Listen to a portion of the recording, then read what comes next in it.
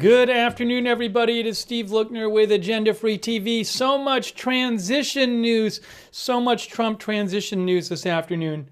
We are here to bring you live coverage. Trump has nominated Matt Gaetz as Attorney General. Huge surprise announcement.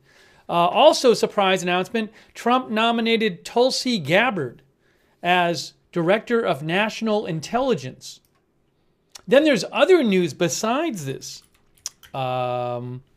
He confirmed that he is nominating Marco Rubio as Secretary of State. There's actually other news, too, that I wanted to mention. So we are going to bring you live coverage here. I also saw an interesting story from Axios. Axios reports that the FBI raided the apartment of Polymarket's founder and CEO today. So there's that story. Also, there's this story from Reuters. Hold on. Trump's team drawing up list of Pentagon officers to fire. So there's all of this stuff coming out. So we're going to talk about these different stories. Thanks, Noah. I remember Noah thinks the Gaetz pick is absolutely wild. It is not clear if the Senate is going to confirm Gaetz or confirm all of the nominees. So it looks like we might have some interesting Senate confirmation hearings coming up in January. That's assuming that the Senate doesn't allow Trump to do recess appointments and just give up its ability and its constitutional responsibility to confirm appointees. So we'll have to see how that goes. All right, so we're here to bring you live coverage, bring you updates. And we're going to be taking your comments and questions on the air. So you can give me a shout on X, at Lookner on X. And thanks so much to our moderators for being here. You know what? Give me 2 seconds. Hold on.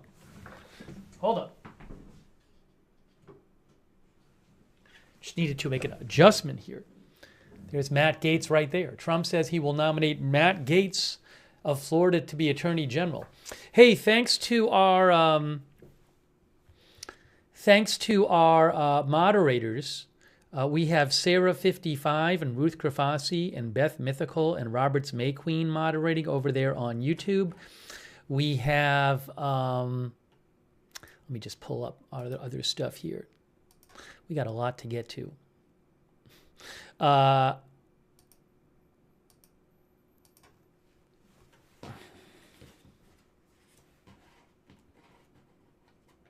You're going to hear two of me for a second. Just for a second.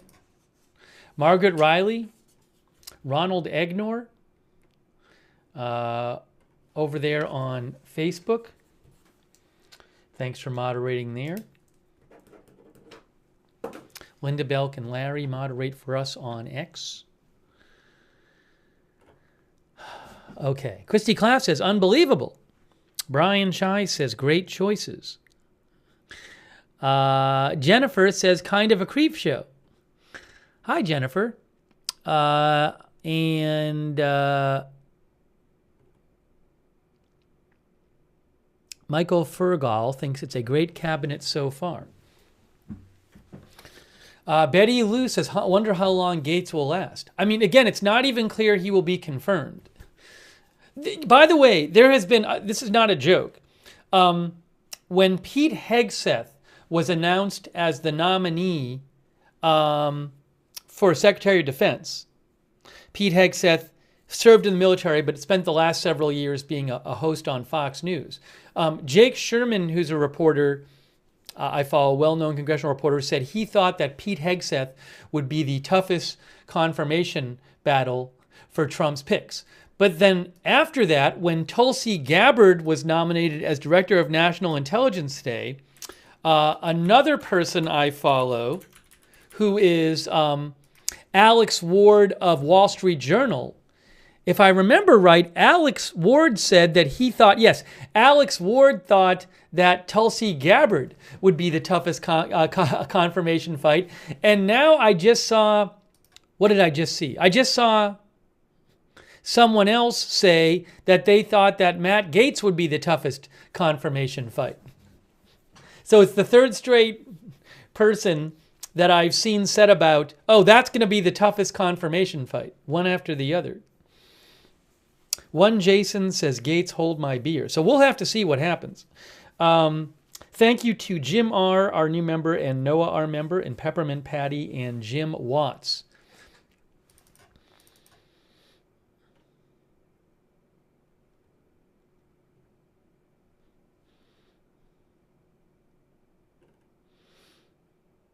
Hold on, and I just want to make sure, before I get into it, that I'm not missing anything.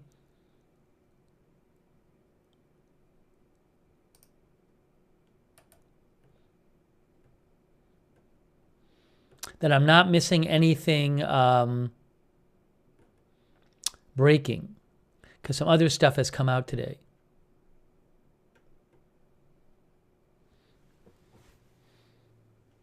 It's interesting, the Matt Gaetz nomination, there's been some very non-committal responses from Republicans.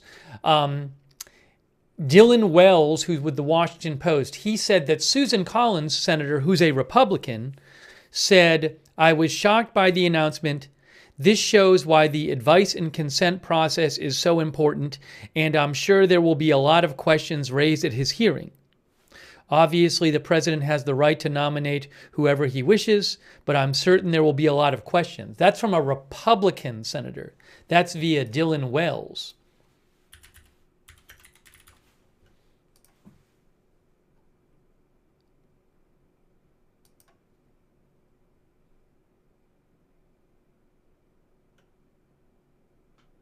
And then Manu Raju, who's with CNN, reports that top Senate Republicans are unsure if they will back Matt Gaetz. Remember, they need to confirm him. Tom Tillis, senator, was uncommittal in a quote to Manu Raju. Also, John Cornyn, the senior member of the Senate Judiciary Committee, was uncommittal when Manu Raju asked him about it.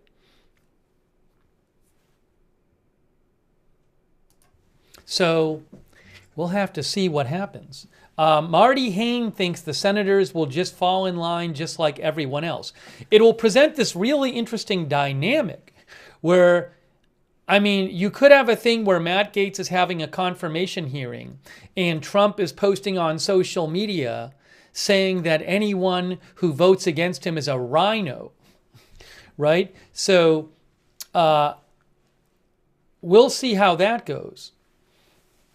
Although I will say also, the Senate just voted for, if I remember right, I believe Trump preferred Rick Scott for the Senate Majority Leader, and they did not go for Rick Scott. The Republican senators went for John Thune, a more establishment figure.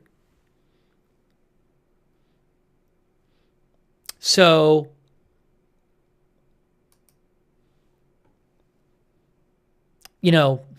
it'll be very interesting to see whether the Senate goes along with all of Trump's nominees.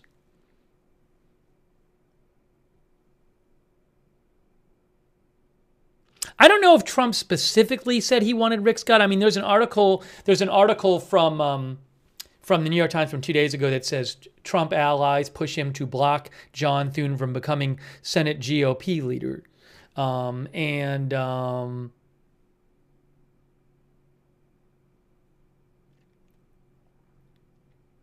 Anyways, I don't want to linger on that. So I apologize if Trump himself didn't say that.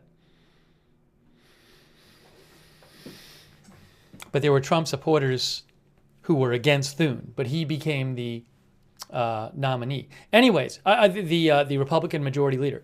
Anyways, let's get into this. As you can see, Trump says he will nominate Representative Matt Gaetz of Florida to be Attorney General. AP says, Trump said he will nominate Matt Gaetz of Florida to be his Attorney General, putting a loyalist in the role of the nation's top prosecutor. In selecting the congressman, Trump passed over some of the more established attorneys whose names had been mentioned as being contenders for the job. So last night we were on the air and we were talking about the contenders for Attorney General, and I remember looking up more than one article, several articles that talked about contenders for Attorney General, and Matt Gaetz was not in any of those articles. the figures tended to be like established legal figures, not necessarily household names, but more well-known, established legal figures. And he was not on any of the lists I saw. So it's very interesting. This pick it was very surprising. Jason Carlton says, I am surprised at some picks. Cage Dalton thinks America hit the jackpot today. Dothus thinks fealty to Trump is the key selection process. Ralph Stallworth thinks this Trump administration is going to be insane. I mean, but again, we don't know if Sleuthy TV says, I'm beyond excited. We don't know if all of the Trump nominees will be confirmed by the Senate. Lou Gearsing says, Marjorie Taylor Greene gets ? He hasn't nominated. He hasn't named all his nominees yet. Let me show you what Trump had to say about Matt Gaetz. Here's what Trump had to say. It is my great honor to announce that Congressman Matt Gaetz of Florida is hereby nominated to be Attorney General of the United States. Matt is a deeply gifted and tenacious attorney trained at the William and Mary College of Law, who has distinguished himself in Congress through his focusing on achieving desperately needed reform at the Department of Justice. Few issues in America are more important than ending the partisan weaponization of our justice system. Matt will end weaponized government, protect our borders, dismantle criminal organizations, and restore Americans' badly shattered faith and confidence in the Justice Department. On the House Judiciary Committee, which performs oversight of DOJ, Matt played a key role in defeating the Russia hoax and exposing alarming and systemic government corruption and weaponization. He is a champion for the Constitution and the rule of law.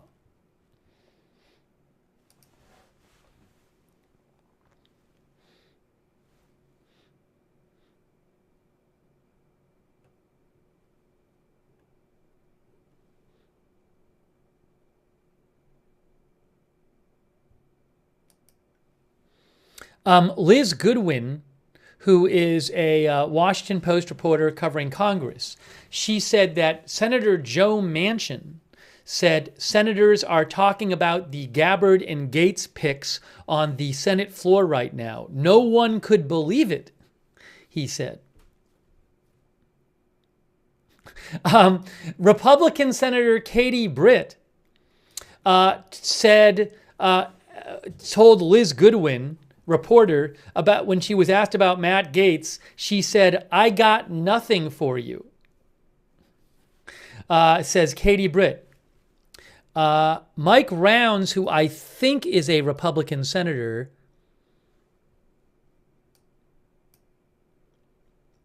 yes, Mike Rounds would not comment on it to Liz Goodwin.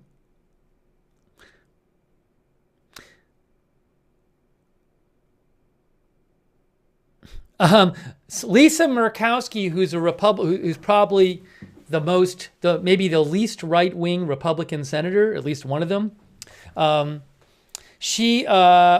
Liz Goodwin says when Senator Murkowski was asked, "Do you think he's a serious candidate?" she shook her head no. When she was asked about Gaetz, she said, "Do you think he's a serious candidate?" Then shook her head no and walked on to the Senate floor. Anyways, there's a bunch of Republican senators who have, when asked about Gaetz, not commented or not really expressed support or were just like non-committal about the whole thing. So we'll really have to see what happens here. Oh, let's do a poll. Will Matt Gaetz be confirmed by the Senate? Let's assume the Senate will actually have a confirmation hearing on him and not do what Trump wants, which is let Trump make recess appointments under which the Senate wouldn't have to confirm the nominees, which is their constitutional responsibility. So let's do a poll. Will Matt Gaetz be confirmed by the Senate?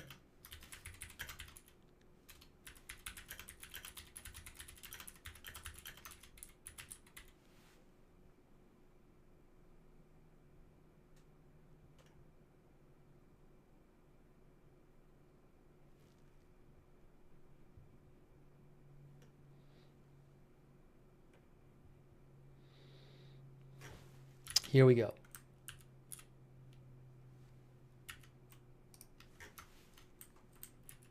Oopsie. Hang on a moment.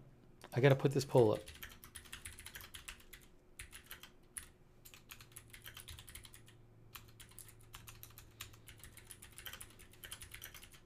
No, I'm going to ask it, and then you can vote in our poll.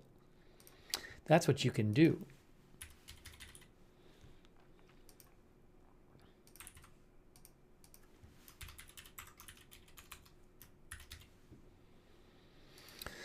Let's see what our viewers say. I have no idea. By the way, thanks to the Silver Sergeant. Oh, you know, the Silver Sergeant says something interesting. Silver Sergeant says, Trump is nominating too many sitting representatives. The margin is going to be thin. So I believe he's now nominated, what, 3 from the House? Remember, it's not even clear what the Republican margin in the House is going to be. Well, they need to have a majority. It's expected that it'll be around like 212 to 216, which would be they have a lead of 6. And then eventually, anyone who ends up serving the cabinet, I believe, would be replaced, like maybe in a special election, but that might take a while. So that is a concern I've heard raised, that every person who's a Republican representatives who ends up serving in the cabinet is someone who can't serve in the House, who's not going to be serving in the House, and they're not going to be voting. So that is an interesting question. It's not clear exactly how many Republicans there will be in the House, but the estimates I've seen are like 221, 222, as opposed to like 216 Democrats. 215 Democrats. You need 218 for a majority.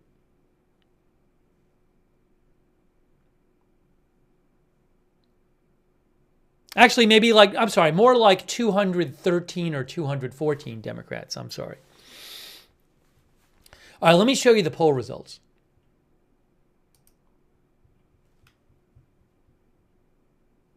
Then I'll read some more of your comments.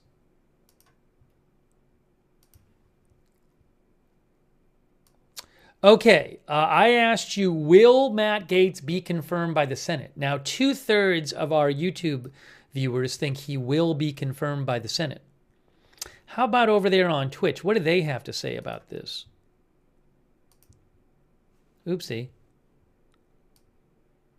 It's like the exact same. It's the exact same, basically the exact same. 2/3 of our Twitch and YouTube viewers think that Matt Gaetz will be confirmed by the Senate. In the midst of the garden, our viewer says, I'm a conservative and I'm shaking my head.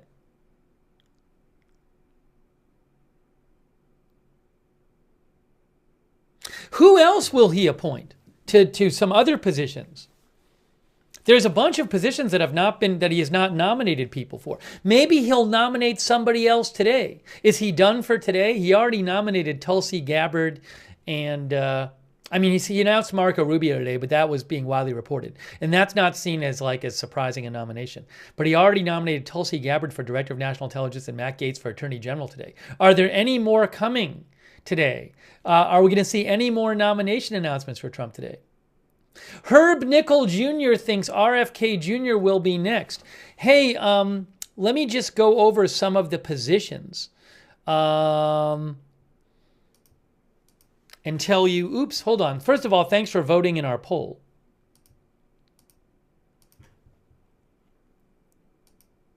Some of our viewers are saying Hulk Hogan.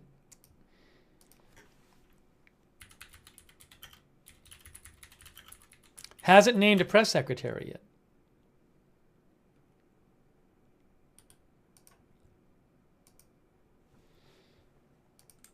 yet. Give me one moment here. Give me one. I'm going to show you something in a second.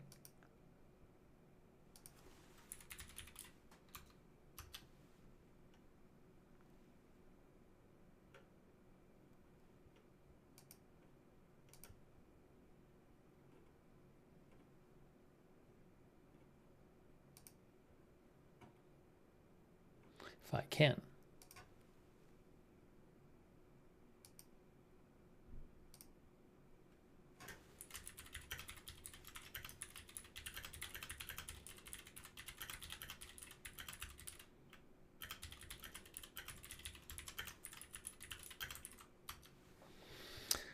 Okay, I'm looking at a list right now of Trump's picks. Just to be clear, he has not nominated so far a Secretary of the Treasury, Secretary of the Interior, Secretary of Agriculture, Secretary of Commerce, Secretary of Labor, Health and Human Services. Somebody mentioned RFK Jr. Could he actually nominate him for that cabinet position? Housing and Urban Development, Transportation, Energy, Education, Veterans Affairs. There's also other cabinet level roles like Economic Advisors Chair, Management and Budget, Science Advisor, Small Business Administration, and Trade Rep.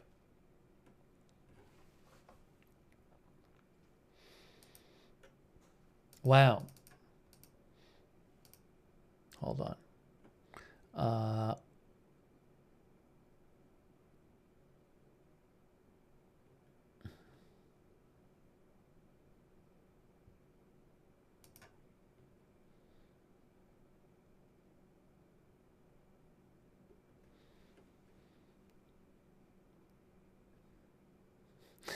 John Bresnahan with Punchbowl News says that Chuck Grassley was so exasperated by Gaetz questions, he stopped talking to reporters and stood there stone-faced for 30 seconds. That is from John Bresnahan.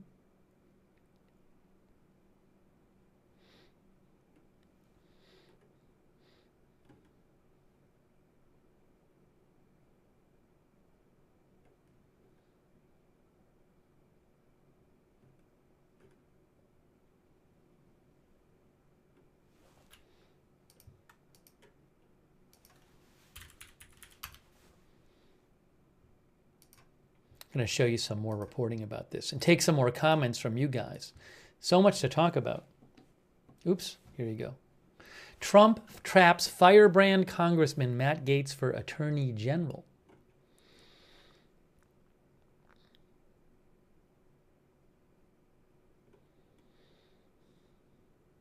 TX Man says, what position can he give Joe Rogan? John Vega says, Megyn Kelly for press secretary.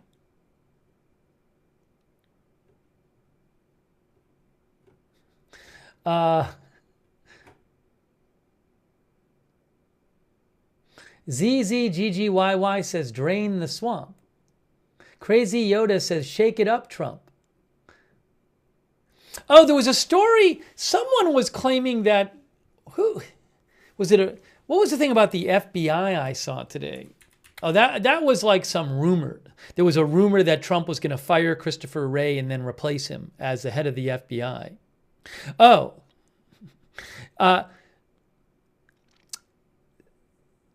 this account, is this like I believe it's like a popular right-wing account.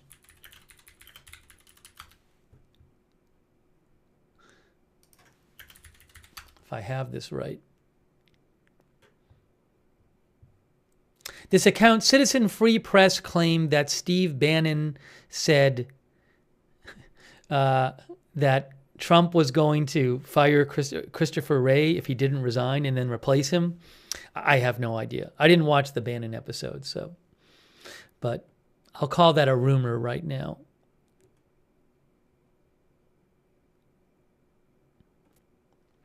I mean, Stars and Stripes, which is a military news outlet, they cover military news.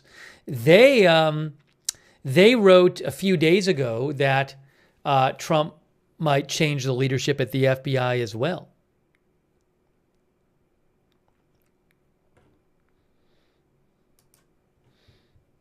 That's a whole other thing. All right, let's look at this for a second. You can see here from Reuters.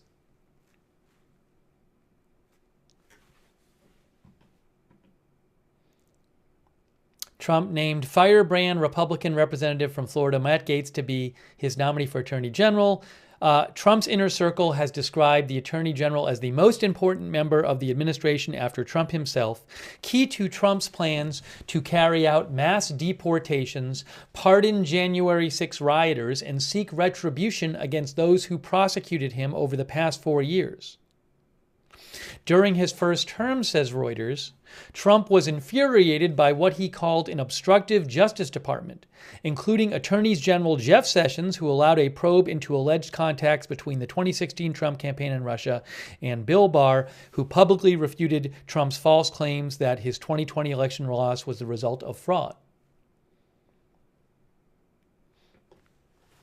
Our viewer Stickler for Change thinks Trump will announce a job for Marjorie Taylor Greene tonight.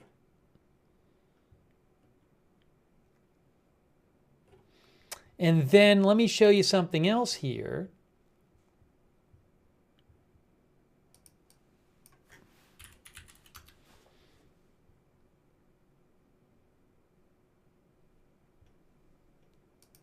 Well, let me just talk about something else.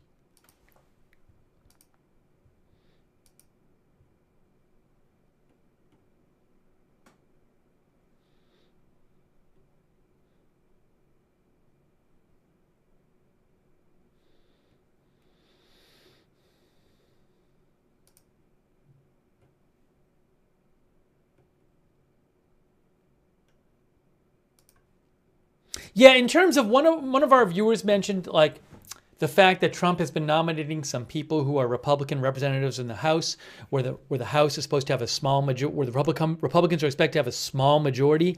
So the Washington Post says departures to Trump's administration could complicate Republican agenda in the House. The Post says that there's an acknowledgement by many House Republicans that the most seats that they could have in the House is 221, which would mean they would have 7 more than the Democrats have.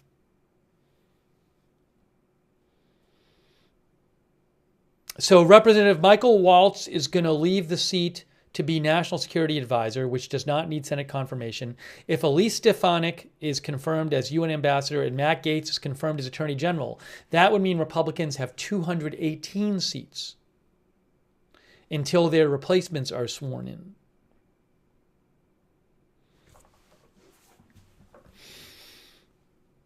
That would greatly complicate Republicans from passing Donald Trump's agenda early next year, says the Washington Post. I'm a little confused because if they have 218, can't they still... What do you need to pass a bill in the House? Do you need a majority of votes or a majority of representatives? Do you see what I'm saying? Because technically there's 435 representatives, but if not everybody votes, then don't you only need more than half of who votes, not how many representatives there are?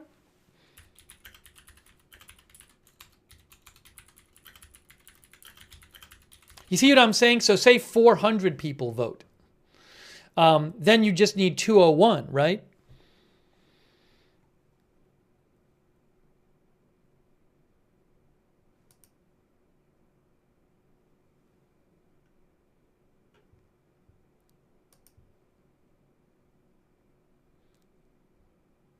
Let's see here. Hold on.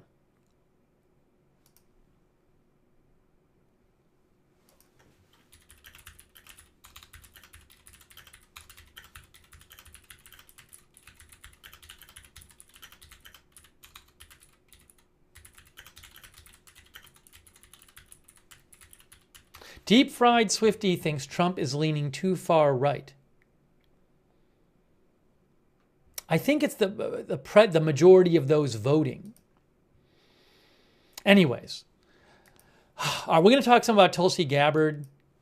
I wonder if Trump is going to announce any more picks tonight.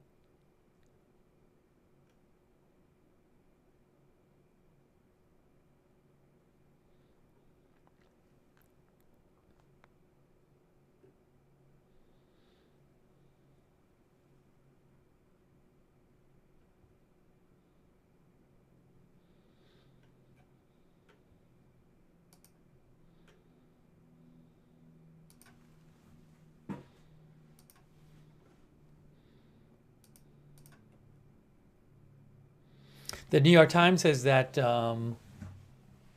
Matt Gaetz is a provocative choice for Attorney General. He was himself the subject of a sex trafficking investigation that concluded in 2023 when Biden's Justice Department declined to bring charges.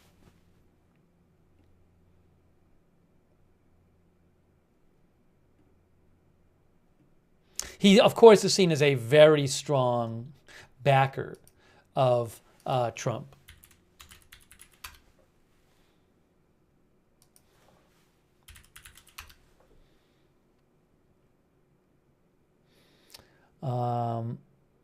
Cheps says, I think Trump is just trolling since he doesn't plan on running again in 2028. Or does he? I've heard nothing to suggest he's going to run in 2028, but who knows? Who knows what he might suggest?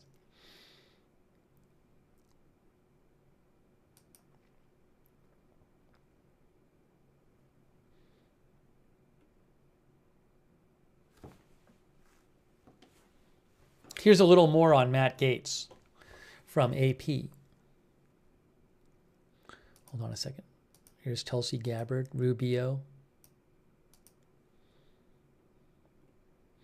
AP says the choices today of Gaetz as Attorney General, Tulsi Gabbard as Director of National Intelligence, Marco Rubio as Secretary of State. AP says the choices continued a pattern of Trump stocking his cabinet with loyalists he believes he can trust to execute his agenda, rather than longtime officials with experience in their fields. Gaetz's selection in particular was seen as a shock. The Florida lawmaker was not among the more established attorneys who had been mentioned as contenders for the job. Gaetz represents much of the Florida Panhandle and became a conservative star when he joined Congress, appearing as a frequent, staunch defender of Trump on cable news. He irked fellow GOP members in early 2023 when he filed the resolution that successfully ousted former House Speaker Kevin McCarthy. McCarthy then helped fund a primary challenge to Gaetz that included commercials alleging that Gaetz had paid for sex with a 17-year-old, an allegation currently being investigated by the House Ethics Committee. Gaetz has denied any wrongdoing. The Justice Department ended its own sex trafficking investigation without bringing charges against him. Even Trump's allies in the Senate are keeping their distance from Matt Gaetz. We'll see, said Republican Senator Ron Johnson of Wisconsin when asked whether he would vote to confirm the congressman. Senator John Cornyn, a Texas Republican, suggested that the Senate would look closely into Gaetz, including the House Ethics Committee investigation. Tom Tillis of North Carolina, GOP senator, said, I'm sure it will make for a popcorn-eating confirmation hearing. That's what a Republican senator said.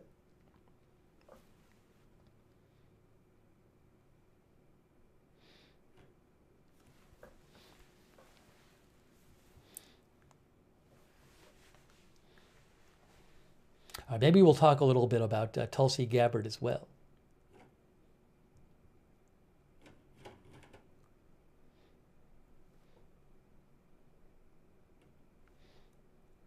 Gary Myers says Trump is getting ready to clean house.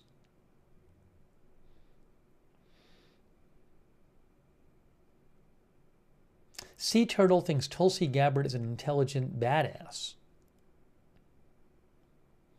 Pam M. says, we have the establishment running the country now, and look where it has got us. Block says, will be an interesting confirmation hearing. Hey, by the way, thanks so much to Rule for your support. Rule thinks that Gaetz will lead Trump's retribution against those DAs and judges, right man for the job. Thank you also, Will G, for your support. Thank you, Mitchell Pilot, who thinks Edward Snowden will be pardoned and maybe appointed a position in government. Thank you, Mark G, for your support. Thank you, Mike Rivers.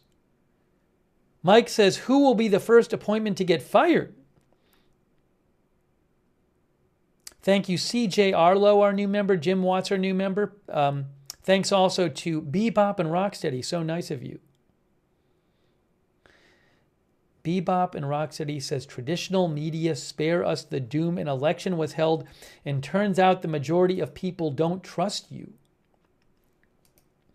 Also, thanks so much to Kristen Gates. That's so nice of you, Kristen Gates. Appreciate your support.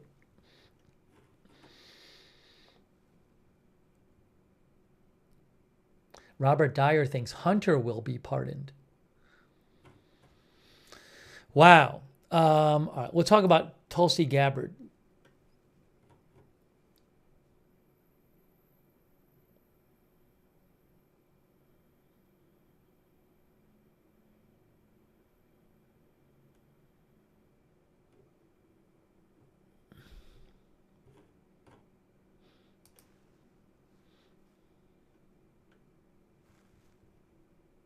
I don't know. I think Trump might not be done today. Oh, hang on. Give me 1 second here. Hang on 1 second here.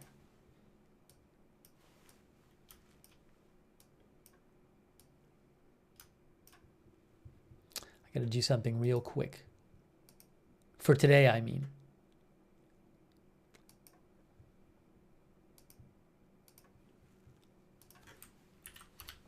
Oops. Sorry. Let's see here.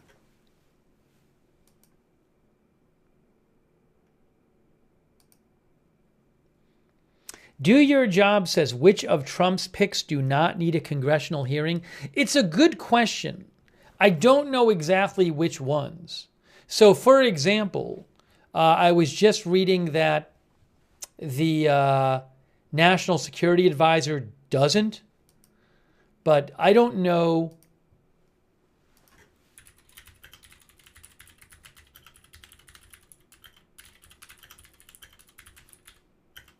exactly which ones do and don't.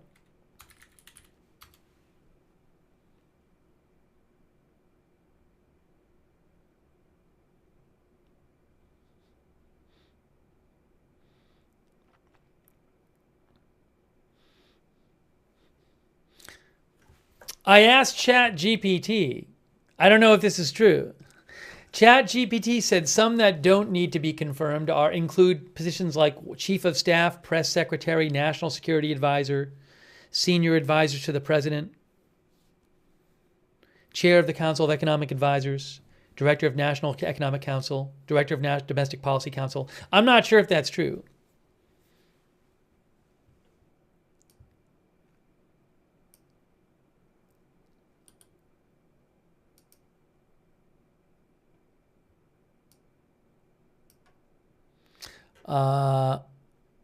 All cabinet level departments, well, specified officers. Anyways, I don't want to get into all that. It's a good question. So I'm not an expert on that. It's a good question. I don't want to spend 20 minutes doing research on it, though. So I'll leave it at that right now. But I appreciate the question.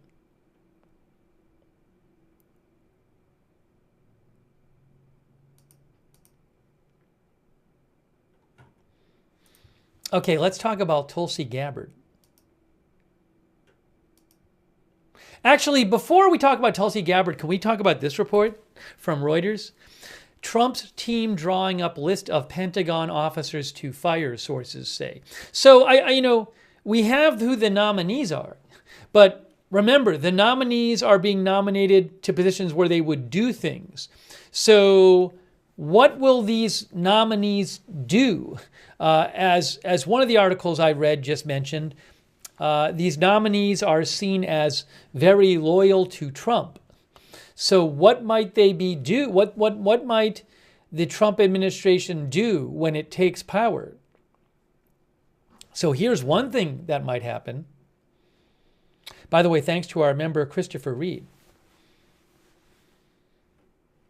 Reuters reports, members of President Trump's transition team are drawing up a list of military officers to be fired, potentially to include the Joint Chiefs of Staff, two sources said, in what would be an unprecedented shakeup at the Pentagon. Wow.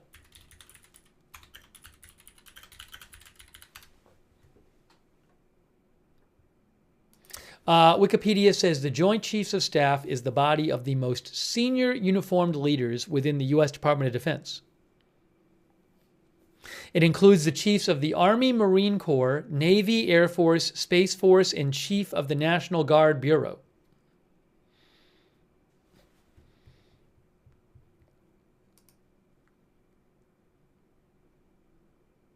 Wow, that's a big report.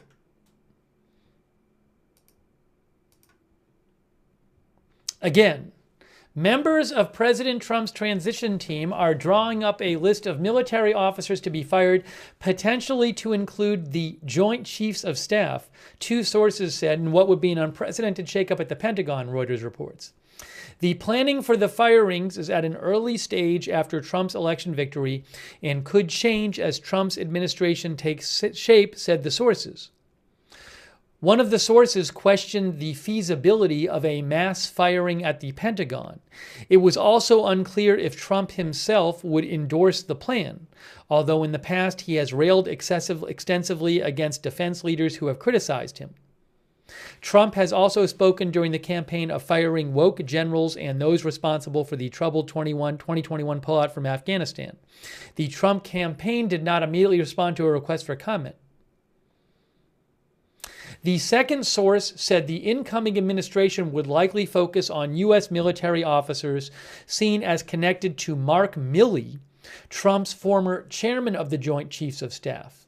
Milley was quoted in the book War by Bob Woodward, published last month, calling Trump a fascist to the core, and Trump's allies have targeted him for perceived disloyalty to the former president. Every single person that was elevated and appointed by Milley will be gone, the second source said. There's a very detailed list of everybody that was affiliated with Milley, and they will all be gone. The Joint Chiefs of Staff include the highest-ranking officers in the U.S. military and comprise the head of the Army, Navy, Marines, Air Force, National Guard, and Space Force. The disclosure of plans to fire senior leaders of the U.S. Armed Forces comes a day after Trump picked as his defense secretary Pete Hegseth, a Fox News commentator and veteran who has signaled a willingness to clean house at the Pentagon. Hegseth said in his 2024 book, lots of people need to be fired at the Pentagon. It is unclear if Hegseth's lack of management experience could complicate his Senate confirmation, and if a more traditional alternative for the position would carry out such sweeping dismissals. Hegseth has also taken aim at Milley's successor for the chairman of the Joint Chiefs of Staff. The current chairman is General Charles Q. Brown, Jr., the most senior officer in the U.S. Air Force. Hegseth, Trump's nominee for Secretary of Defense, has asked whether Air Force General Brown would have gotten the job if he were not black. Was it because of his skin color or his skill? We'll never know but always doubt, which seems on its face unfair to CQ, said Hegseth. But since he has made the race card one of his biggest calling cards, it doesn't really much matter, Hegseth wrote. The first source familiar with the transition planning said Brown would be among the many officers to leave. The chiefs of the Joint Chiefs and all the vice chiefs will be fired immediately, the source said, before noting this was still only early planning. Some current and former U.S. officials have played down the possibility of such a major shakeup, saying it would be unnecessary and disruptive at a time of global turmoil with wars raging in Ukraine and the Middle East. The first source said it would be difficult bureaucratically to fire and replace such a large swath of senior U.S. military officials, suggesting the planning could be bluster and posturing by Trump allies. But the second source suggested the Trump camp believed the Joint Chiefs of Staff needed to shrink due to perceived bureaucratic overreach. Such cuts could be endured in an organization the scale of the U.S. military, the source said. These people are not irreplaceable. They're very replaceable. And then the other thing, too, is there's no shortage of people that will step up, the source said. Well, this is a very interesting report from Reuters. Will there be a massive firing of top military officials when Trump takes office? I don't know. That would be a really big deal if it happens.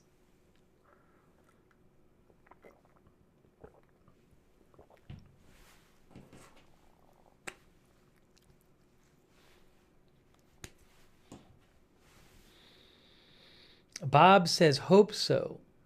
Jim R. says, nothing new, plenty of turnover with any incoming administration. Oh, this kind of thing would be not normal, whatever you think of it. This would not be the usual turnover. Thank you, Carrier Kyle, for your support, and Bebop and Rocksteady for the gift memberships. I appreciate it. And thanks, Bebop and Rocksteady, for your support.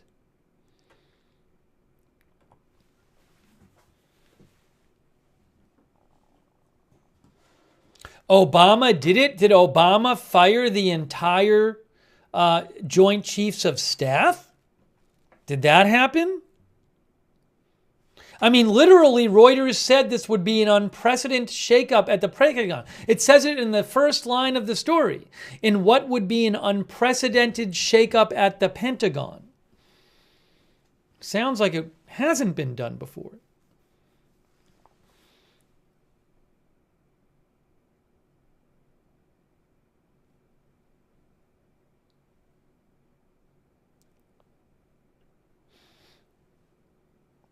Our viewer, Lunar Guardian, thinks Gaetz will not be confirmed by the Senate. We did a poll before, and 2/3 of the people voting in the poll thought that Gaetz would be confirmed.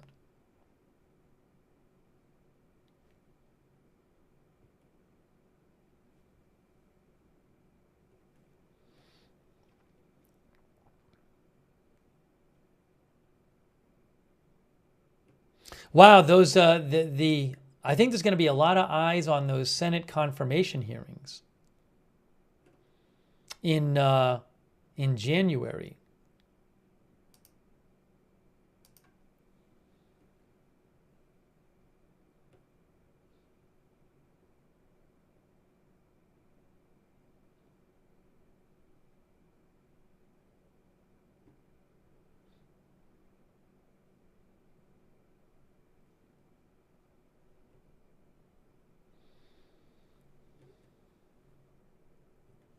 We should talk about Tulsi Gabbard, too.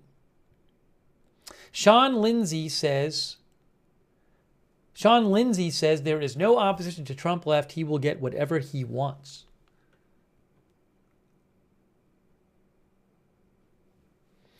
Two-A Steph says, finally, we will be able to get something done in America.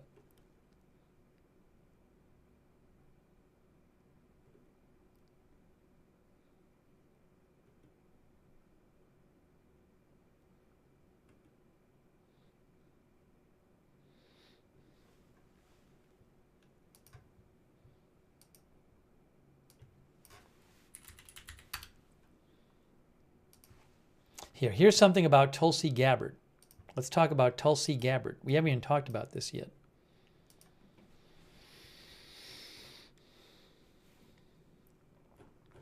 Trump picks former Democratic Congresswoman Gabbard as Director of National Intelligence. Big Trump supporter, Tulsi Gabbard. She campaigned for him.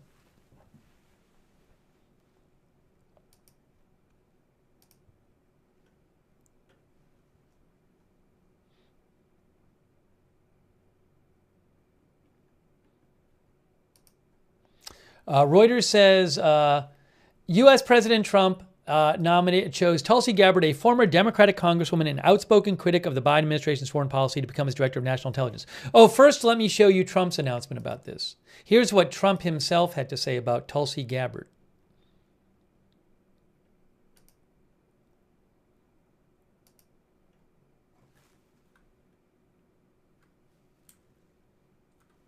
I got to make it a little bigger so you can see it.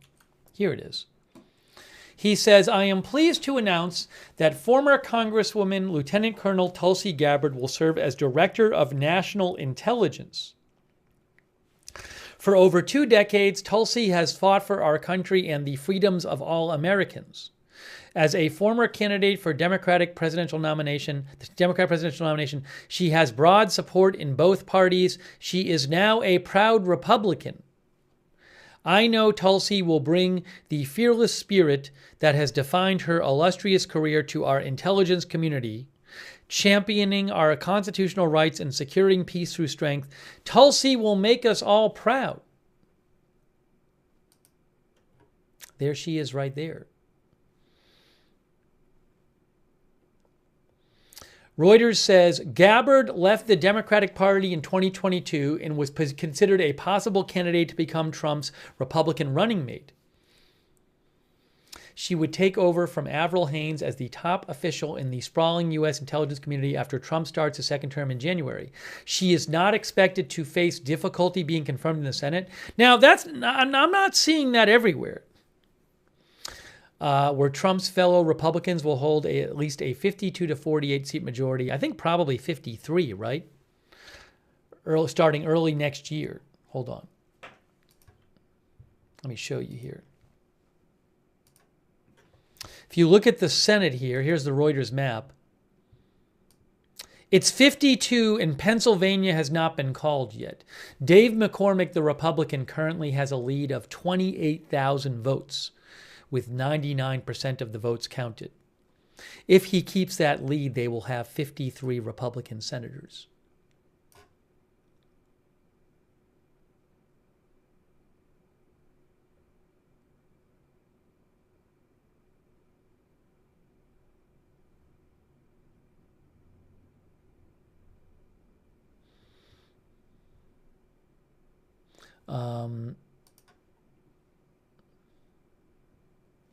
The former U.S. representative from Hawaii, Tulsi Gabbard, could face some opposition, especially from President Biden's fellow Democrats, for her past criticism of the Biden administration's support for Ukraine in its war against Russia. She also spoke out against military intervention in the civil war in Syria under former President Obama. Gabbard has little direct experience with intelligence work and had not been widely expected to be tapped for the post, which oversees 18 spy agencies. A very surprising pick, like Gaetz was a surprising pick. And like Pete Hegseth was a surprising pick. Again, Gabbard has little direct experience with intelligence work and had not been widely expected to be tapped for the post. She was deployed in Iraq from 2004 to 2005 as a major in the Hawaii National Guard and is now Lieutenant Colonel in the U.S. Army Reserves. After leaving the Democratic Party, she became increasingly critical of Biden and his administration and grew popular among conservatives, often appearing on far-right TV and radio shows, where she became known for supporting isolationist policies and showing disdain for wokeness. She advised Trump ahead of his debate against Kamala Harris and defended him in the face of what critics called a series of racist and sexist attacks against his Democratic rival. Gabbard consistently opposed U.S. intervention in Syria, says Reuters, even meeting secretly with Syrian President Bashar al-Assad in January 2017, who was accused of widespread human rights abuses. This meeting sparked criticism from both sides of the aisle in Congress.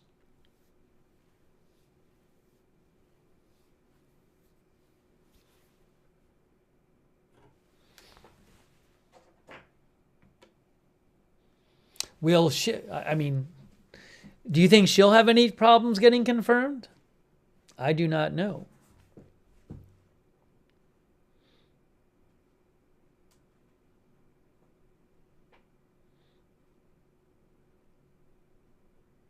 Mark Clayton says she's against the war in Ukraine.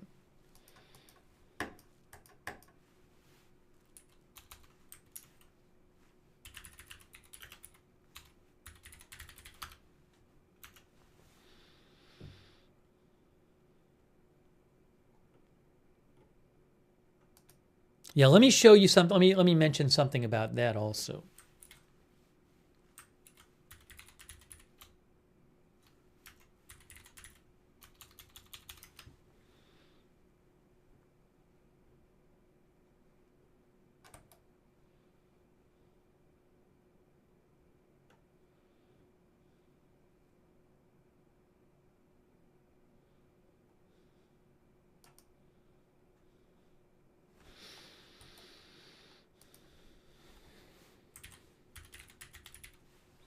NPR says Gabbard has criticized Biden's support of Ukraine.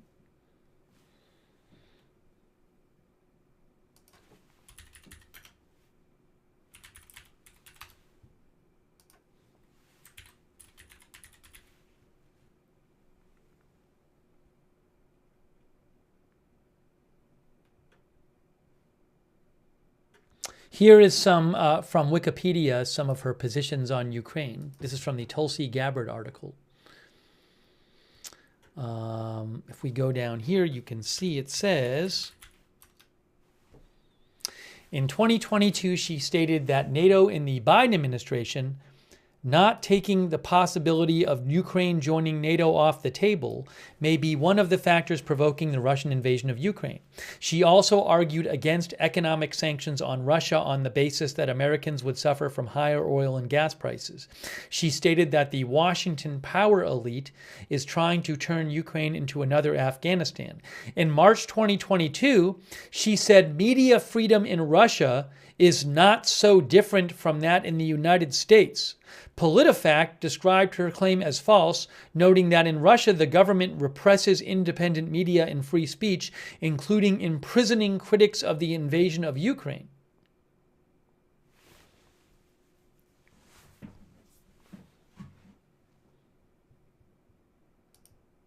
Let me take some comments from you guys. Yes, as Terry Bryan says, she has served in the military. Chris V thinks Gabbard as DNI chief is a huge win for Russia. Shaft says, I will be watching these confirmation hearings on TV.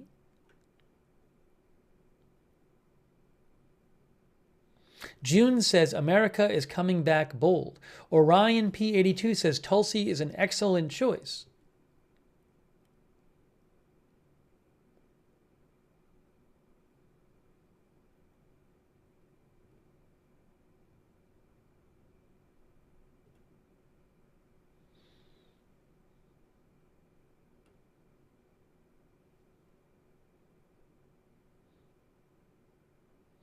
Dennis McNeely believes she is against people getting killed for no reason. Brad says Trump is finally draining the swamp.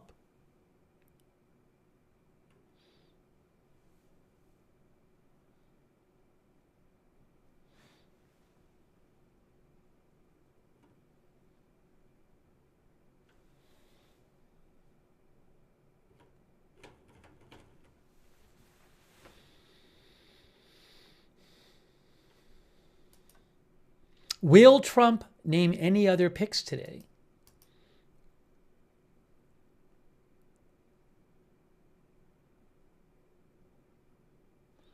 NBC News' Chuck Todd is wondering if Trump picking Gaetz for Attorney General is designed to fail and make it easier for whoever Trump nominates after to get to be passed.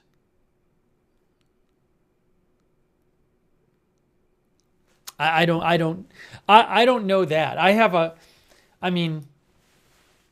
It seems like a long way to go. I don't know. But there's a theory that, like, basically Trump thinks that Gaetz won't get confirmed and he's planning on nominating somebody else. Jenny in the vet thinks that doesn't make sense.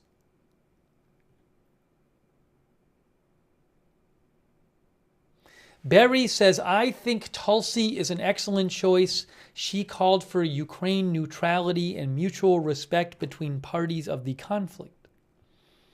Handicapped says, we're all in trouble. A Fox News announcer as Secretary of Defense.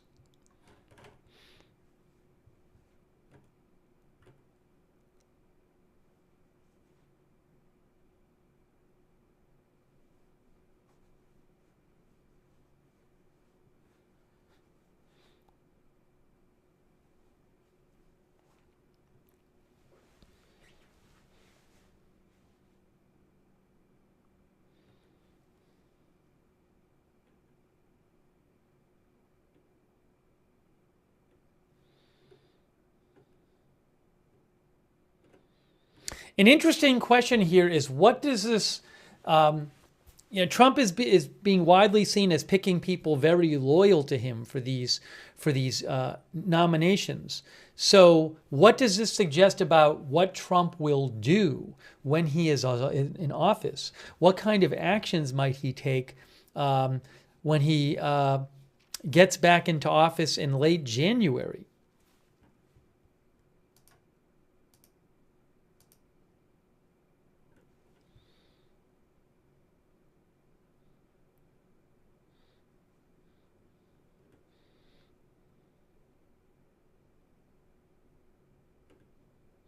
Our viewer, I think it was Riri, said Trump is putting a lot of vets in.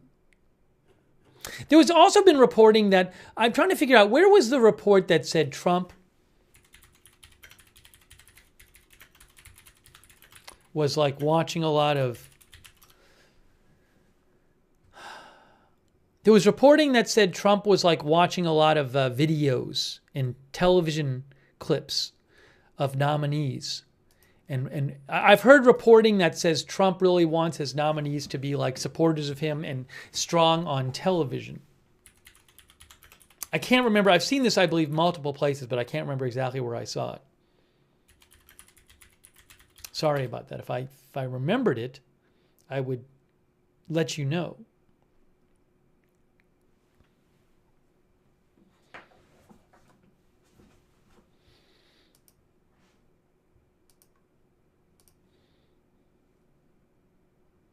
Rocky Coast says, elect a non-traditional president, get non-traditional results. Lindsey Graham says he is a yes on Tulsi Gabbard as DNI.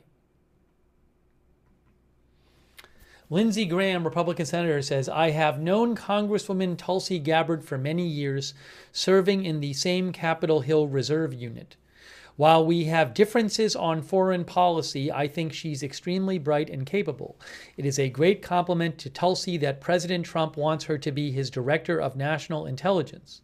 In this position, she will see close up the dangers we face as a nation from multiple sources.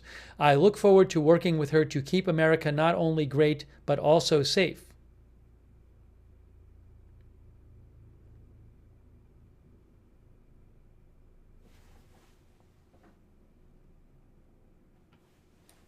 Remember also,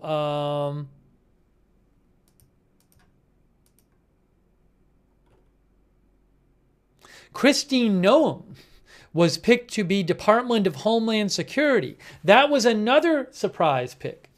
These are people a number of the big surprise picks are people very loyal to Trump, who have been publicly supporting of him on TV a lot, and a number of them campaign for him. But like you have, but I mean, like just to name these people, some of them, and the surprise picks especially. I mean, Matt Gaetz, surprise pick, very loyal to Trump, very public supporter of him, helped him in his campaign. Kristi Noem, surprise pick, very loyal to Trump, very public in helping him during his campaigns.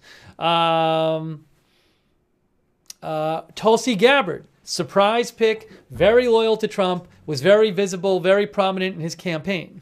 Also, Elise Stefanik, pick for UN ambassador, certainly a huge supporter of Trump, very out there in supporting Trump in recent years. But I don't know that she's as much of a surprise. I don't think she's as much of a surprise as Gaetz, Gabbard, and Noem were. And Hegseth is a surprise pick as well. So certainly there is a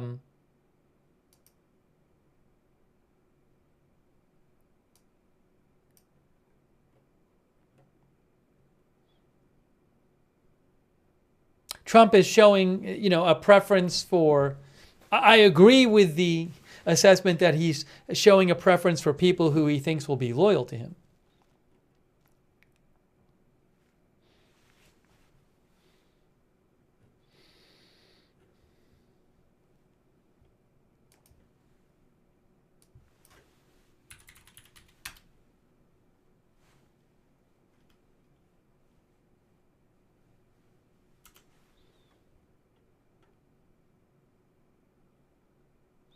One of our viewers says every president does that, right? Well, presidents, I think, appoint people who they think they agree with. I don't think every president picks somebody for attorney general that's a surprise to the level of Matt Gaetz or someone for, I mean, these are very surprising picks. Matt Gaetz wasn't even on the lists out floating around in different publications of the front runners. A lot of senators are shocked by the pick. So that says nothing about how he'll do. But I think a lot of these nominations are way more surprising and unanticipated than the usual presidential nominations.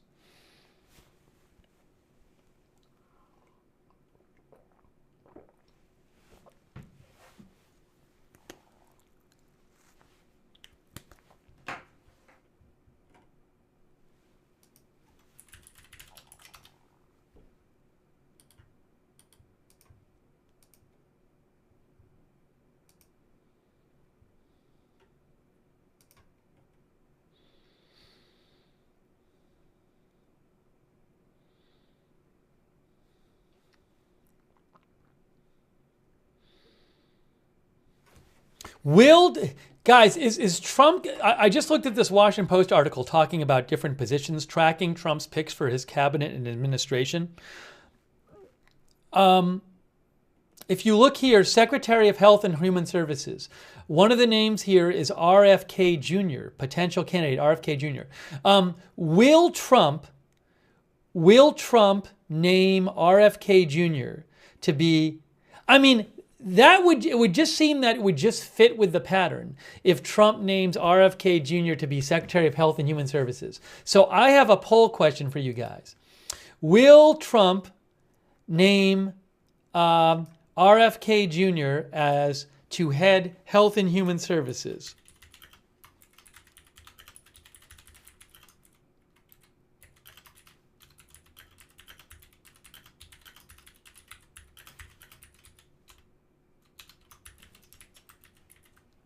HHS is Health and Human Services.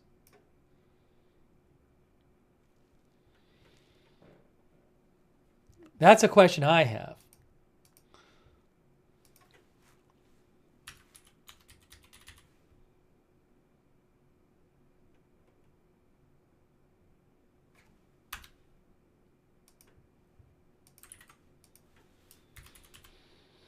Let's see what people say in our chat.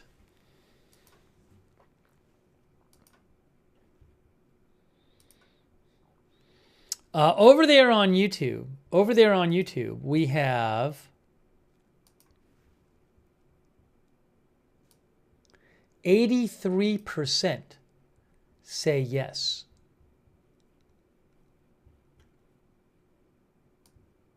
Oopsie. Where am I here? Oops, that's not what I wanted to do. Here we go. 83% say yes on YouTube. How about over there on X? I mean on Twitch. Let's see.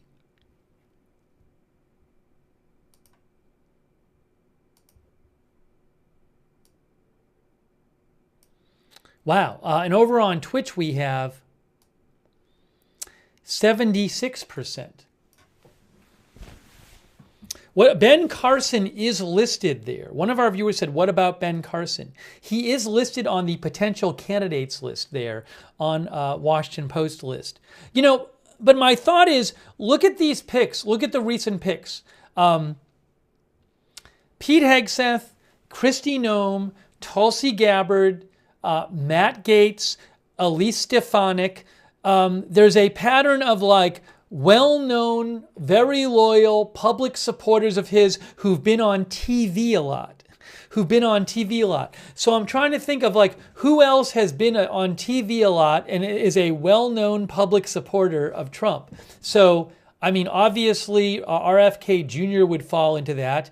A number of you have suggested Marjorie Taylor Greene, right?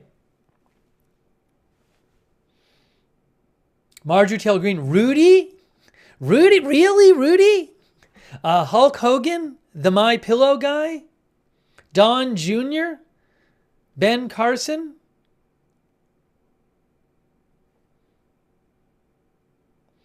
Peter Pan thinks they will all yes men. We have some disagreements. Some of our viewers like the picks and some of them do not. Carrie Lake, interesting. Megyn Kelly. Carrie Lake as press secretary. Barron Trump. Tucker Carlson. Tucker Carlson. Would Tucker Carlson do it? Would he do it? Scott Jennings. James O'Keefe.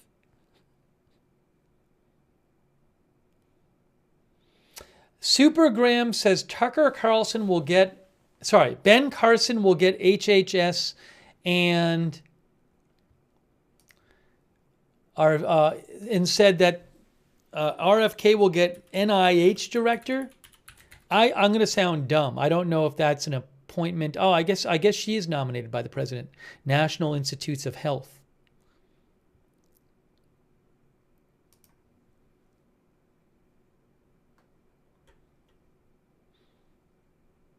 They are the primary agency responsible for medical research, the National Institutes of Health. The current director was nominated by, that's presidentially appointed, that director. Greg Abbott. By the way, some people thought that the Texas Attorney General, Ken Paxton, was going to be nominated for Attorney General, but it was Matt Gaetz.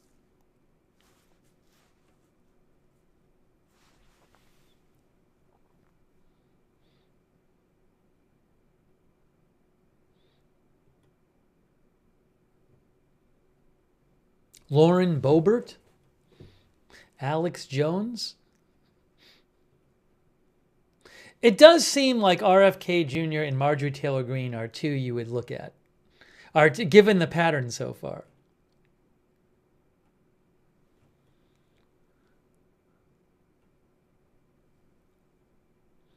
Carolina Terry says, I've thought about Lake as press secretary given her background. Somebody said they were, blank said they weren't interested. Who said they weren't interested? Like Tucker or something? I don't know.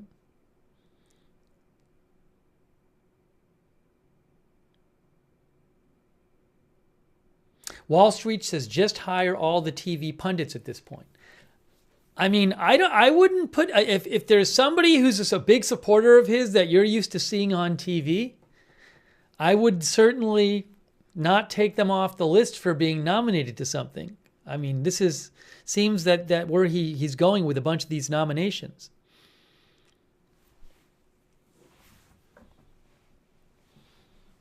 Tucker Carlson says no. He said no. One of our viewers said, Jason said Tucker Carlson said no already because he knows the press personally and hates them. Did he say that? I don't even know. Okay, thanks for, oops, I messed something up here. So ultimately our poll, 78% of on Twitch said RFK is going to be nominated for Health and Human Services, and 81% on YouTube said he would. Wow. Thanks for voting in the poll. I do wonder if he's going to make any more today. He can make some announcements tonight too.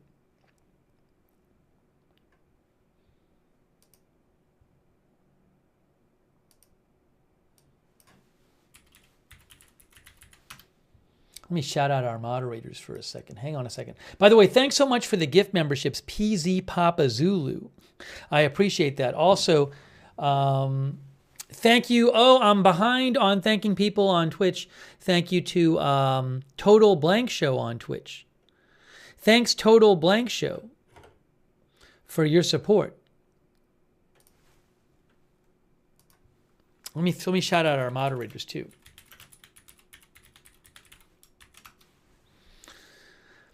Over there on Twitch, we have moderating right now, A Moment of Lovely, Big Ball of Yarn, Good Luck Duck, McBritches, Surly Dev. Big thanks. On Facebook, I know we had Ronald Egnor over there. Raven Lynn, big thank you for moderating over there. Linda Belk and Larry on X.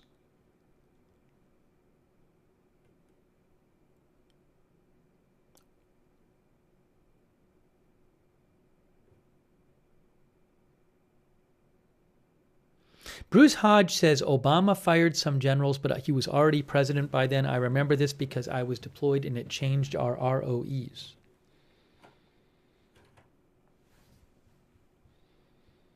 Linda Belk and Larry, thanks for moderating. Also, Ruth Krafasi. Thank you, Ruth. Beth Mythical, thank you.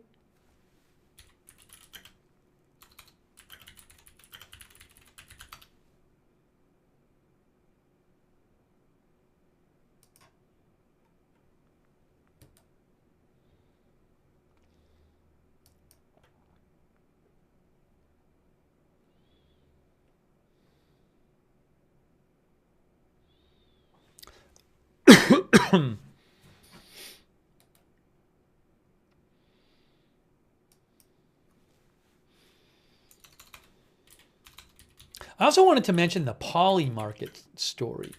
That was interesting. You know, Axios is reporting that the FBI raided the home of the Polymarket CEO. Polymarket is this prominent betting site where you can bet on political events. I don't believe you're legally allowed to use it in the U.S. But Axios says that the FBI raided the apartment of the founder of Polymarket, the founder and CEO, Shane Kaplan, this morning. They say it's not clear what the FBI was seeking. They went there at about 6 a.m. It's not clear if Kaplan and or Polymarket are the targets of an investigation. Americans are not allowed to use Polymarket.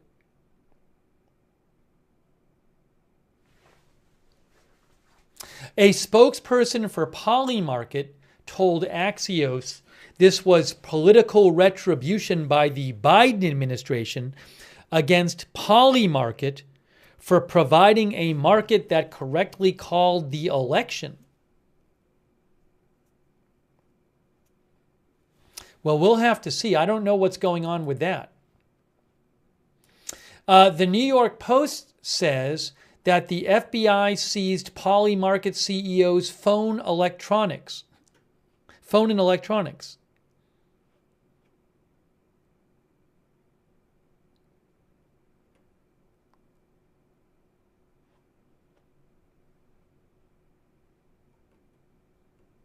But we don't know if they're being investigated.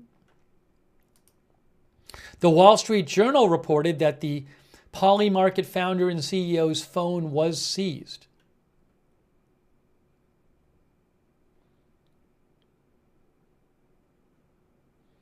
Again, Polymarket is claiming the FBI raid was political retribution, but we don't know what the reason for it was.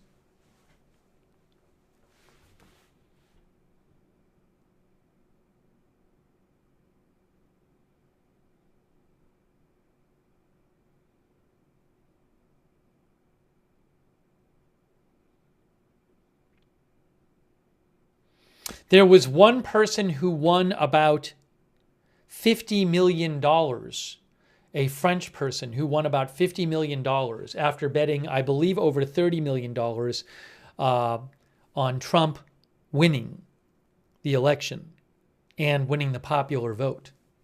There's been some reporting on that. Anyways, the Polymarket story is very interesting to me. I don't know what is going on with that.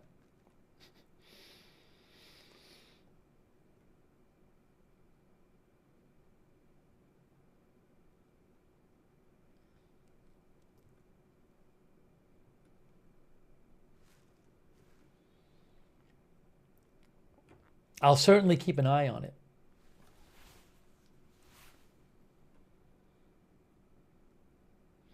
Oh, by the way, Daniel Lavery, our viewer, mentions that Trump might also, he can't do anything about it now, but if Trump wants to, when he takes office, he can fire the FBI director and appoint somebody else. Daniel Lavery seems to think Trump might appoint Dan Bongino. But that's another post he could fill with somebody else if he wants to.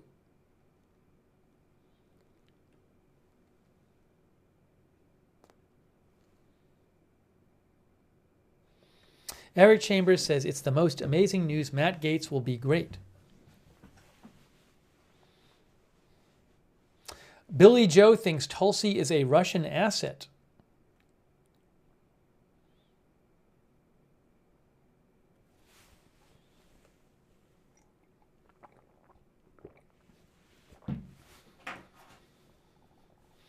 Sal Campione says the raid of the Polymarket CEO is why we need Matt Gaetz.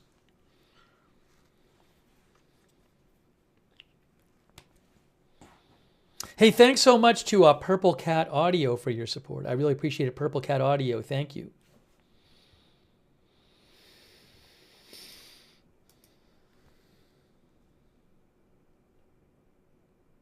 Oh, Jason Scarborough sent me a video where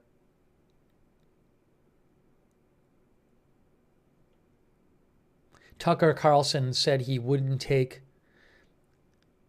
the press secretary job. I mean, I don't know though, like, you know, I'd have to go back and watch the full context of this, but just because somebody says something at one point doesn't mean they wouldn't do it. I mean, personally, I don't know that he would stop doing, you know, I'm not, it's possible he's doing very well for himself, doing what he's doing right now, and wouldn't want to just take a job as press secretary and deal with all that and not focus on what he's doing right now. So, but my guess is that the press secretary is going to be someone that people have heard of.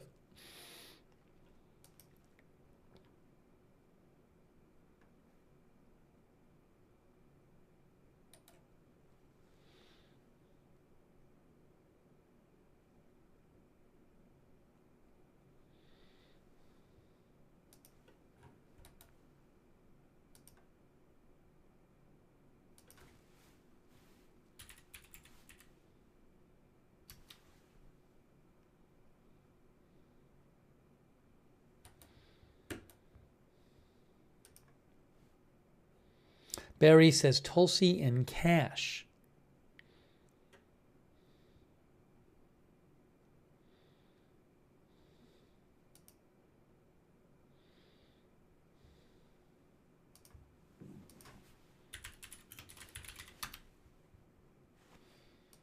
Talking about Kash Patel.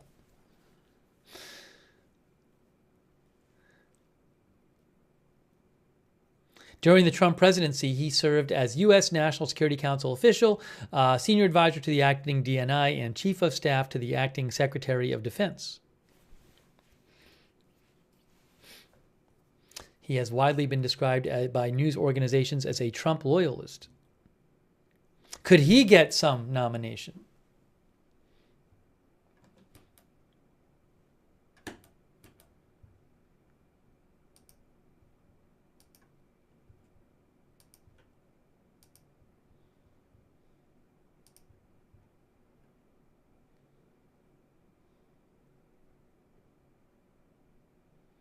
The Wall Street Journal, which is not a left-leaning publication, says that the Gaetz and Gabbard picks continued Trump's trend of tapping fierce loyalists for top posts in his coming administration.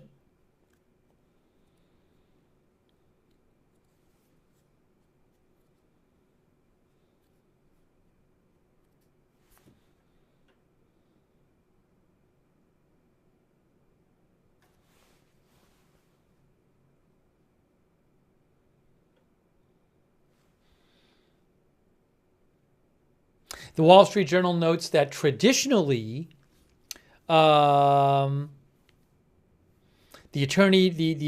attorney general is supposed to maintain independence over prosecutorial and investigative decisions. The Wall Street Journal says if Gaetz were attorney general, the traditionally arm's length relationship between president and attorney general would be poised to grow much closer.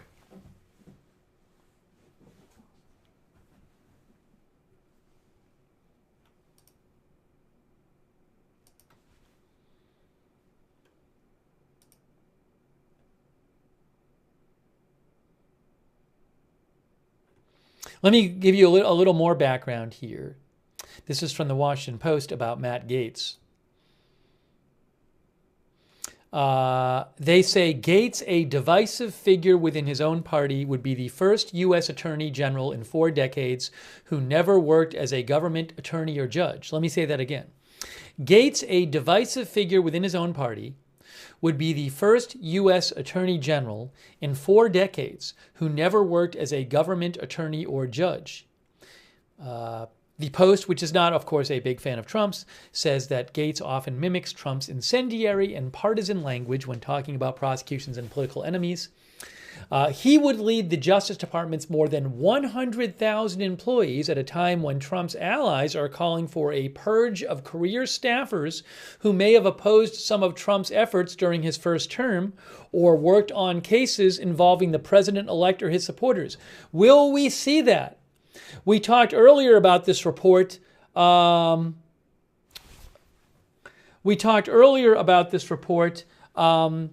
Reuters that said that the Trump administration, that people in the Trump world, the Trump team is preparing a list of people in the military to get rid of.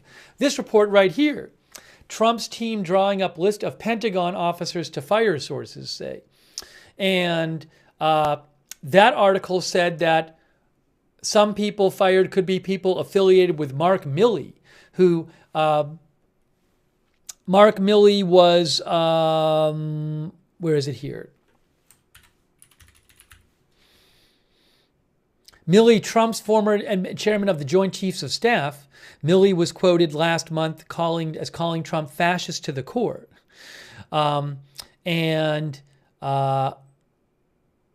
The sources Reuters talked to said a bunch of people fired would be people with connections to Mark Milley. This would be so. Will there be, like in the Justice Department, in the Pentagon, when Trump takes power, is there going to be like this mass firing of people who are perceived as not loyal to Trump or have acted against Trump before? I don't know. There's reporting that suggests it might happen. I have no idea. It'll be interesting to see this. I mean, it'd be a big deal if it happens. There's been talk of it happening. I don't know if it's going to happen. JS says, we voted for change. This is how you change. By the way, I just saw some story on CNN that like Travis Kelce and Pat Mahomes' house were broken into. I don't want to totally interrupt here, but and that story was out yesterday. Travis Kelce and Patrick Mahomes' mansions burglarized within hours of each other, New York Post said. Huh. I had no idea. Oh, the Chiefs said this happened last month. According to The Athletic, the Chiefs said this happened last month. Anyways, I'm not going to worry about that right now.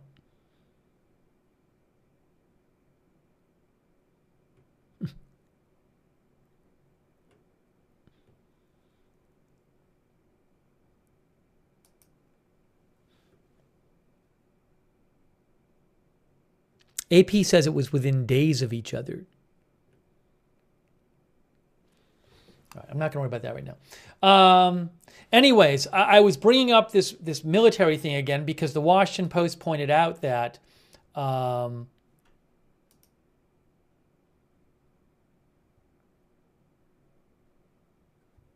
on one second.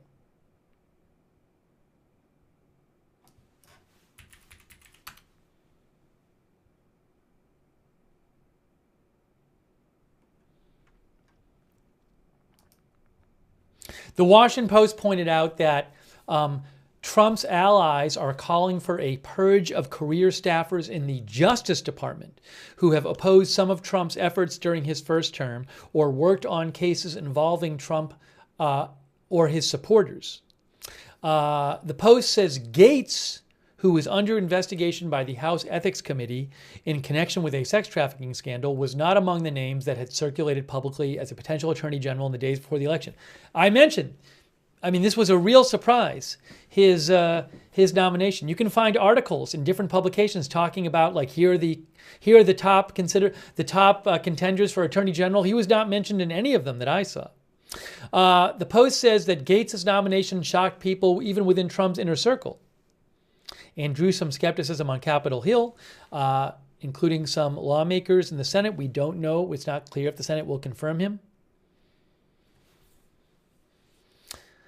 Two key moderates, Susan Collins and Lisa Murkowski, indicated they would likely vote against him.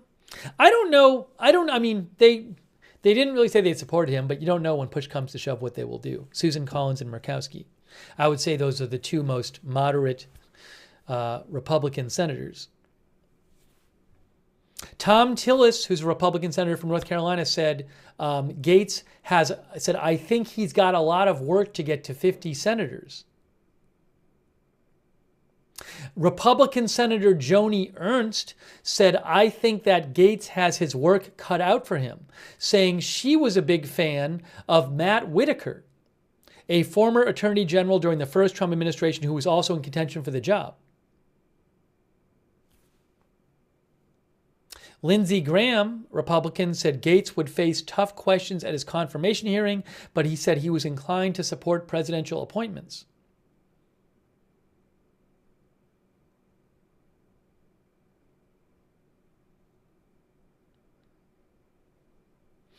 This is interesting. A senior U.S. official told the Washington Post, some Department of Justice and FBI employees have already begun plotting their exits, believing it will be war between Trump and his political appointees and the rest of the department after Inauguration Day. Again, this senior U.S. official thinks there's going to be war between, on the one side, Trump and his political appointees, on the other side, the rest of the Justice Department. A Trump confidant told the Washington Post Trump is sending a message by picking Matt Gaetz. He knows exactly who Matt Gaetz is and that people would lose their mind.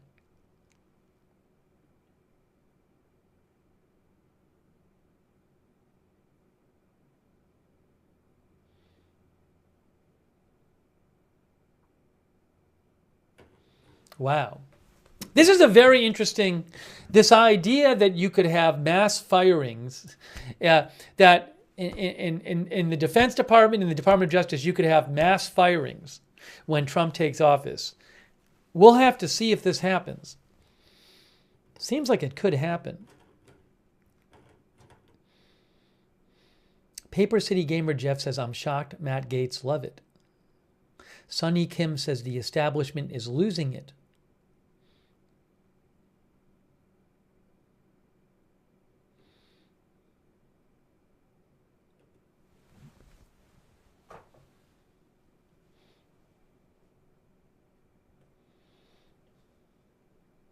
By the way, thanks so much to Gringo. Gringo just gave 100 people memberships. I'm not kidding you.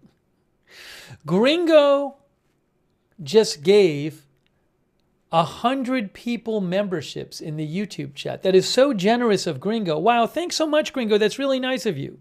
Make sure you thank Gringo or anybody else if they give you a gift membership or a gift sub. But that is a lot of memberships. Thank you, Gringo. That's really kind of you. Also, thanks to Jesse James for giving a gift memberships. Thanks, Jesse James. Also, Joner Games gave a gift membership. Thank you, Joner Games.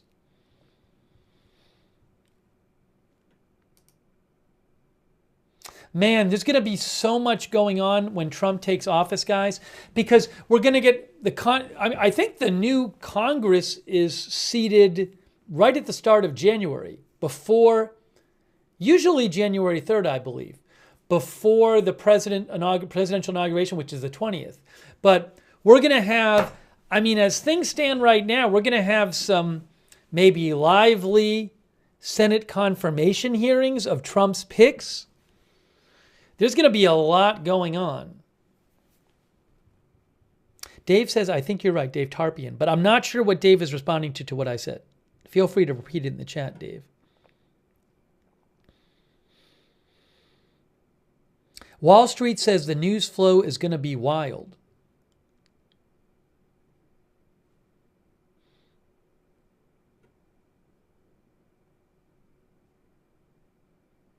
Now, so far we've seen Trump, doing some surprise nominations. He can't really be doing policy now because he's not president yet. But do these picks suggest that he's going to be similarly surprising in his actions once he gets into office? Something else to think about.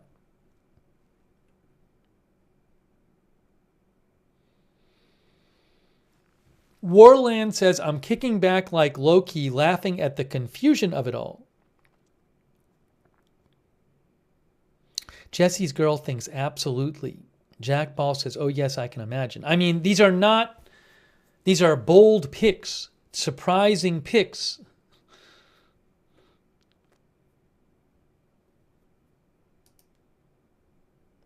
ZZGGYY says, I will be busy the next 4 years. Scott Crystal, thanks Scott. Scott says, so 100% sycophants that are loyal to Trump over the country. That's what Scott thinks is going on. Thanks Scott for your support. Thanks also to our member Jeff Buddington. Danette says, this is America.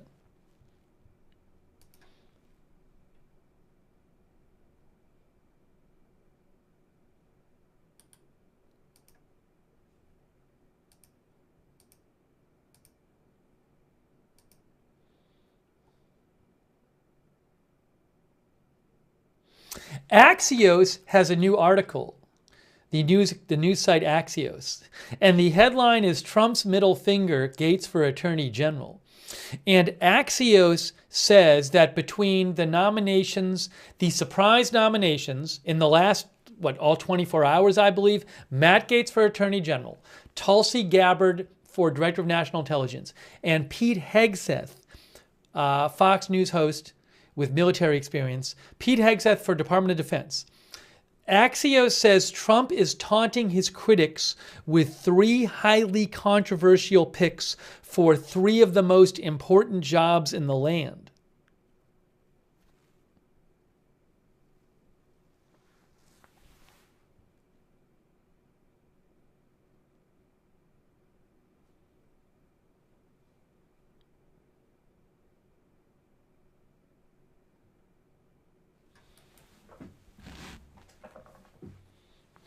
Rita says, if mass firings, how to make sure we're all safe.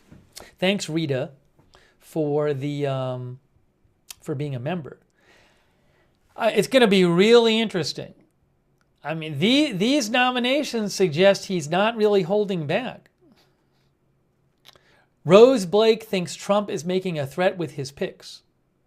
I was thinking, okay, maybe he's elected, so he's, in theory not going to be running again. So maybe because he's not going to be running again, like maybe some of the things he's doing are not as bold or, extreme as some think. But this looks like he's pretty unleashed.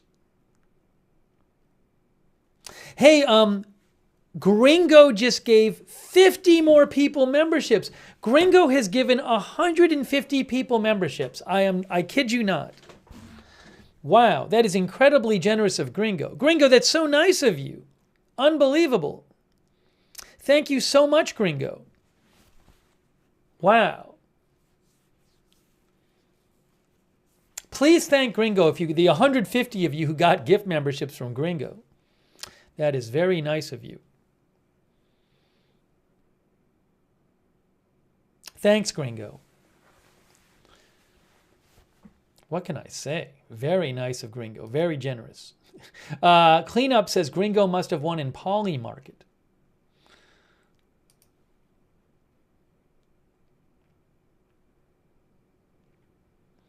Austin Dubb says Gaetz was picked so he doesn't try to oust Speaker Johnson the next 4 years. Michael One Rare Zebra thinks none of these people will get along. The turnover will be insane. I mean, there's a lot of big personalities in this cabinet. A lot of big personalities. A lot of famous people. Matt Gaetz, Tulsi Gabbard, Pete Hegseth. Now, Elon Musk and Vivek are not in the cabinet. They're the head of this new department where it's not really sure what it's going to be. This Office of Department of Governmental Efficiency, I think it is. But maybe they'll be around for some of these White House meetings too. I don't know who Trump's going to have in the White House meetings. But it's very interesting because, a lot of these people are celebrities and they're all going to be in the same place at the same time, possibly. I mean, a bunch of them are definitely going to be there during cabinet meetings. But wow.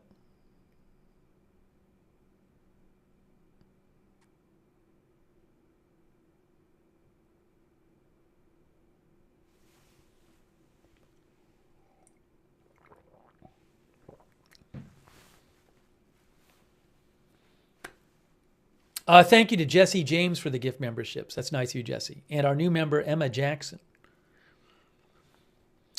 Stephen Clue Clapper says, got to get Sean Hannity in there somewhere. I do think it's worth asking. Might there be any other Fox News personalities who get nominated for something? Some of our viewers were saying Pete Ducey for press secretary or something like that. So this is a good question. But we got a bunch more positions to fill. Guys, there's a lot of positions to fill. There's a lot. Do I have that list I can show you again?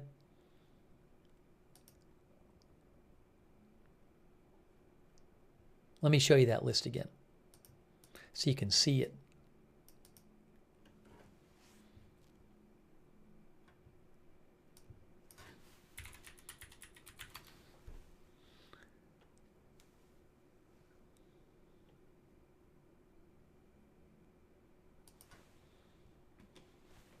Does this list all of them tracking Trump's picks for his cabinet and administration? This is from Washington Post. Chief of Staff has been picked, Secretary of Defense, Secretary of Education. Secretary of Education.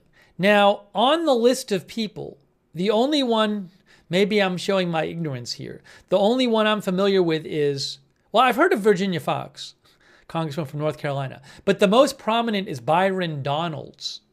He speaks often at Trump's events, in his rallies, a congressman from Florida who has formerly worked in the banking, finance, and insurance industries. He's been a staunch ally of Trump. At the RNC, he spoke about the Republican convention, he spoke about the importance of school choice. He has been connected to other possible promotions in the past, including colleagues who nominated to be House Speaker. So Byron Donalds is certainly a prominent figure who could be nominated for something.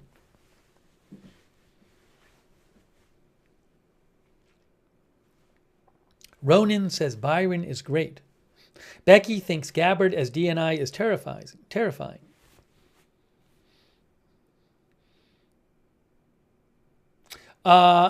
Nikki Newark thinks Donalds will get Rubio's Senate seat. We already talked about Health and Human Services. We talked about how RFK Jr. and Ben Carson are two of the people seen as possibilities for that. All right, Homeland Security nominated, Attorney General nominated, Secretary of State nominated, Secretary of Transportation, again, excuse my ignorance, I'm not familiar with all of these figures. But like Secretary of Transportation, instead of the people Jeffrey Rosen I've heard of. Jeffrey Rosen was the acting Attorney General during Trump's final tumultuous days in office in 2020 and 2021, resisting Trump's calls. Sorry, what is this here? Resisting? I don't know about that. Jeffrey Rosen was Deputy Transportation Secretary. That's interesting. Before. Jeffrey Rosen was, hold on a second.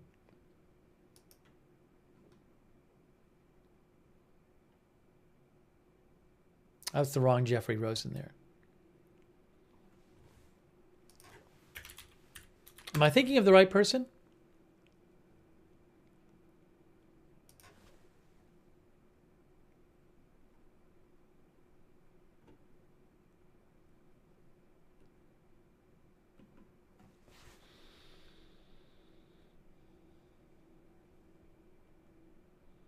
Oh yeah, look.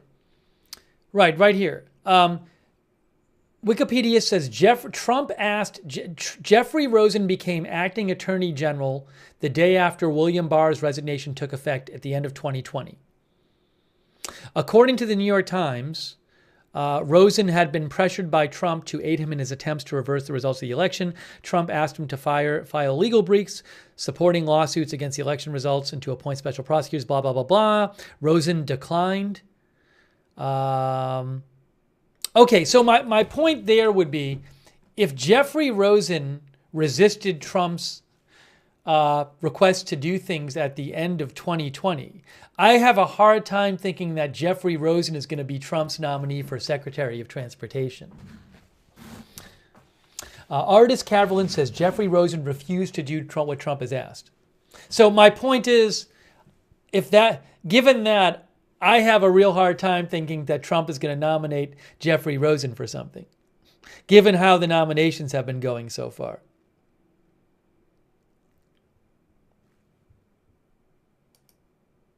Let me just go over some of these other positions, but you can see there's a bunch of positions still left to fill.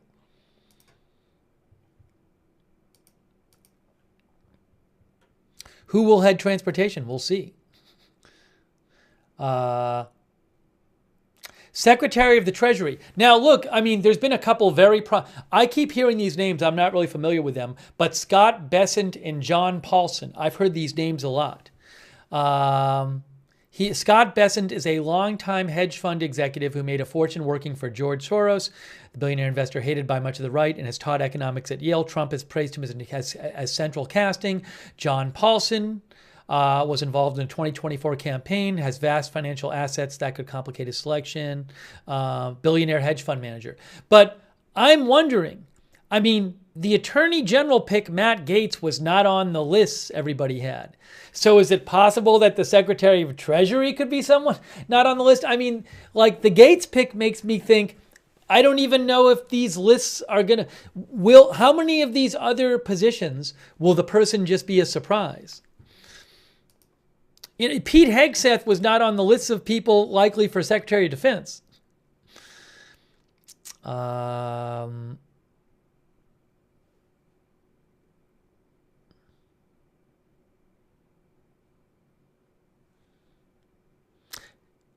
Council of Economic Advisors chair, that hasn't been named yet.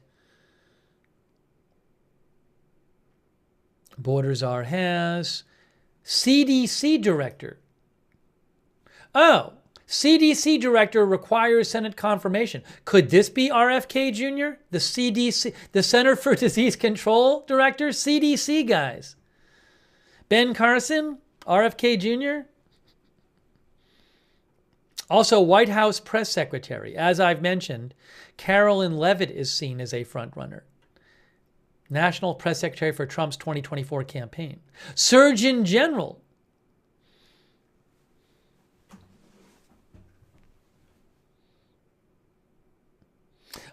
Free and Fair thinks Jeffrey Clark, Bill Barr, and Mike Pence.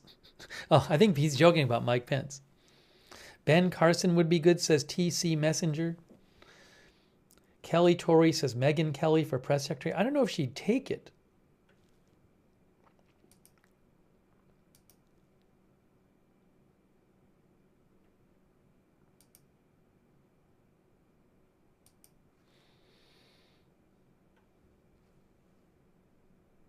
Yeah, Bunker Bluster says Barr isn't getting anywhere near Trump. Right. I think our viewer was joking about that.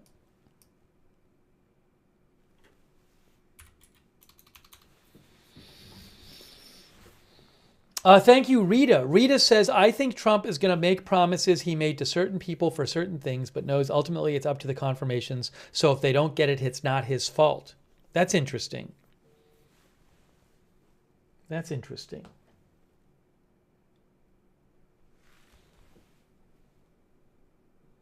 Paul Douglas says, when are you going back to War News? I'm going back to War News about 12 hours ago when I was on the air covering it 12 hours ago. You can go watch that video if you'd like. We covered it early this morning. Hey, thank you, Wildcat Mahone. I didn't see that hearing, Wildcat Mahone. I'll have to look up about it later. I don't know if we'll do coverage on it, but I'll look up about it. The UAP hearing. I don't want to get it to now. It's a little off topic. Thank you so much, Wildcat Mahone. I appreciate it.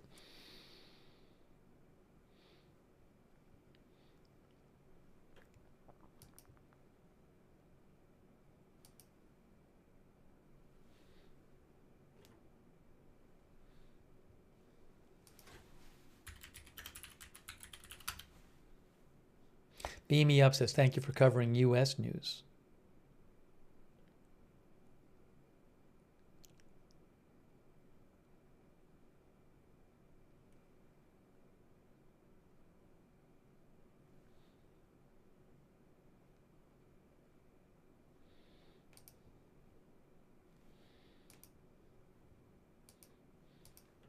Will we get any more Trump announcements today?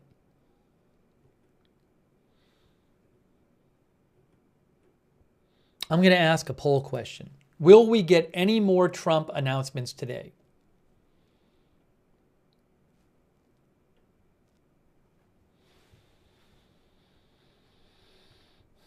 Hang on a moment. Hang on a moment. I'm putting it up right now. Will Trump announce any more nominees today?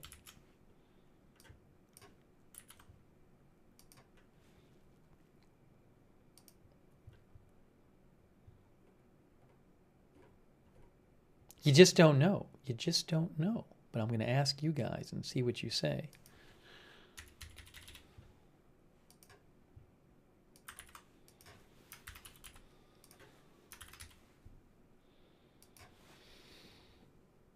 Okay. On YouTube, our viewers appear to be split over this.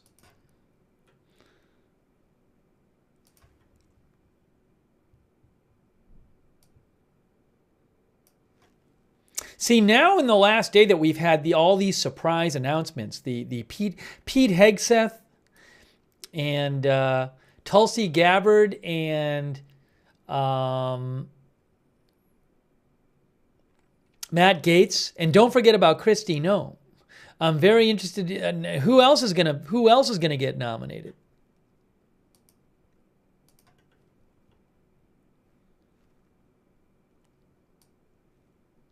We didn't even talk about Marco Rubio yet. We should talk about that a little bit. Okay, over there on YouTube, it's about half and half. You guys are split as to whether we will get more nominations today. R Factor NYC says, how about Josh Hawley, Senator Josh Hawley?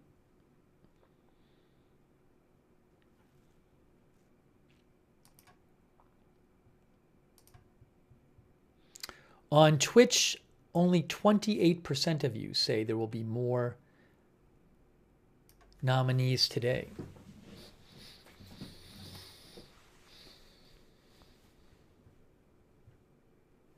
By the way, thanks to our subscribers over there on Twitch, like Yellow1177. Hectate, who says MAGA movement underway. Bogan04, who says, will Tucker get a position? Thank you, Deep Fried Swifty, our subscriber. Tegrity Farmer Bob.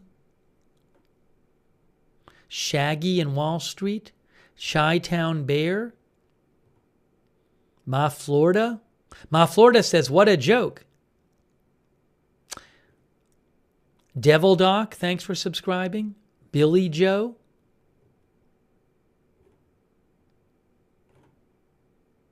Long Armor.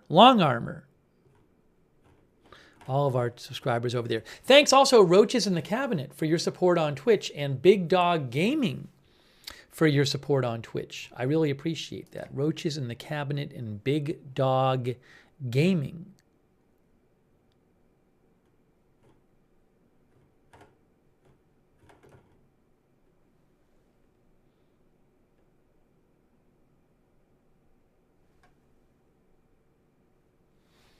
And thanks for participating in the poll. All right. 36% say yes. Only 36% say yes on Twitch. More nominees today. Half on YouTube.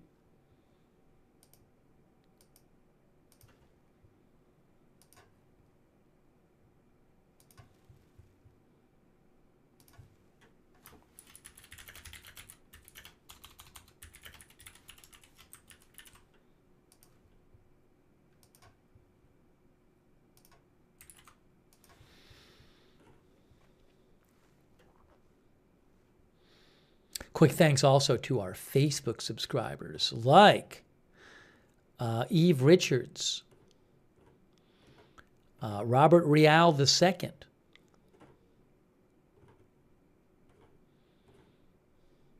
Iva Berry Speedell, Lynn Powell, Marie Minicello, Margaret Riley, Kay Lowry Body. Did I say Robert Real?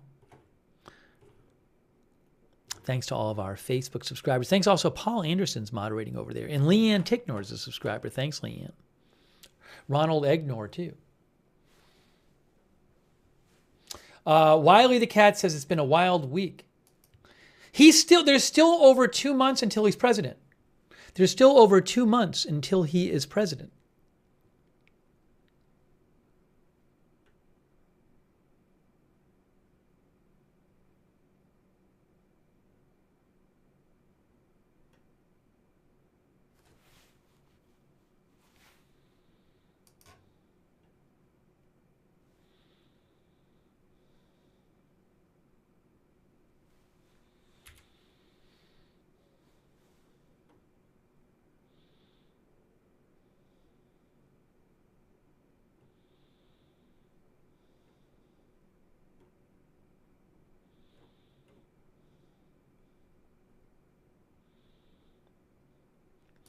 Scott McFarlane, who is with CBS, reported that Democratic Senator John Fetterman says Trump is engaged in God-tier level of trolling to own the libs.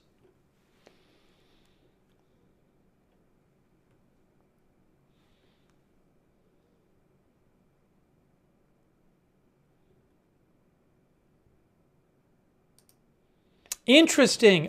New update from Sahil Kapoor, guys.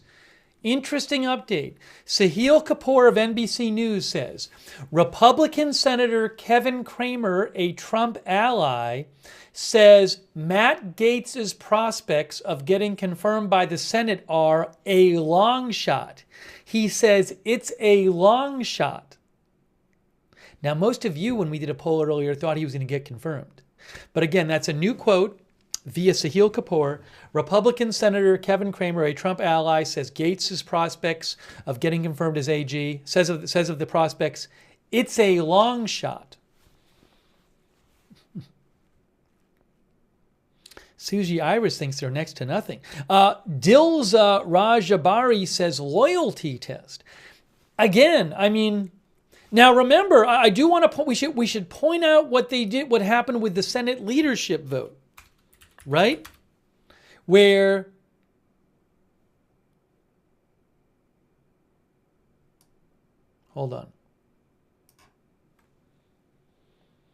where the MAGA candidate did not, where the Republican senators did not go along and vote the MAGA supported candidate.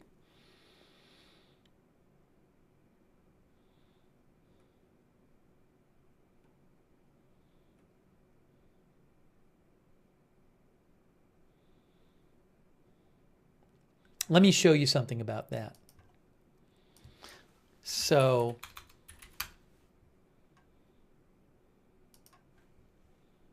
does this say something about it here?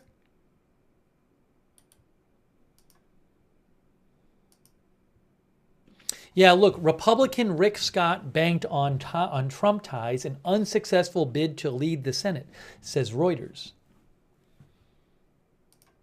Senator Rick Scott fell short in his attempt to lead Republicans in the U.S. Senate on Wednesday, but his bid exposed underlying tensions between the burn-it-all-down approach of some of Trump's supporters and the tradition-minded lawmakers who will work with him next year.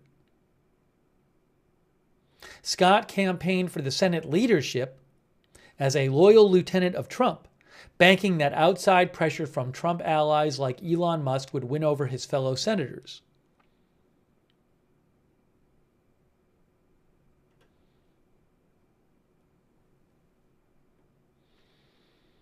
Scott had the backing of other hardline conservatives in the Senate who have chafed under McConnell's leadership, as well as influential voices such as Fox News personality Sean Hannity.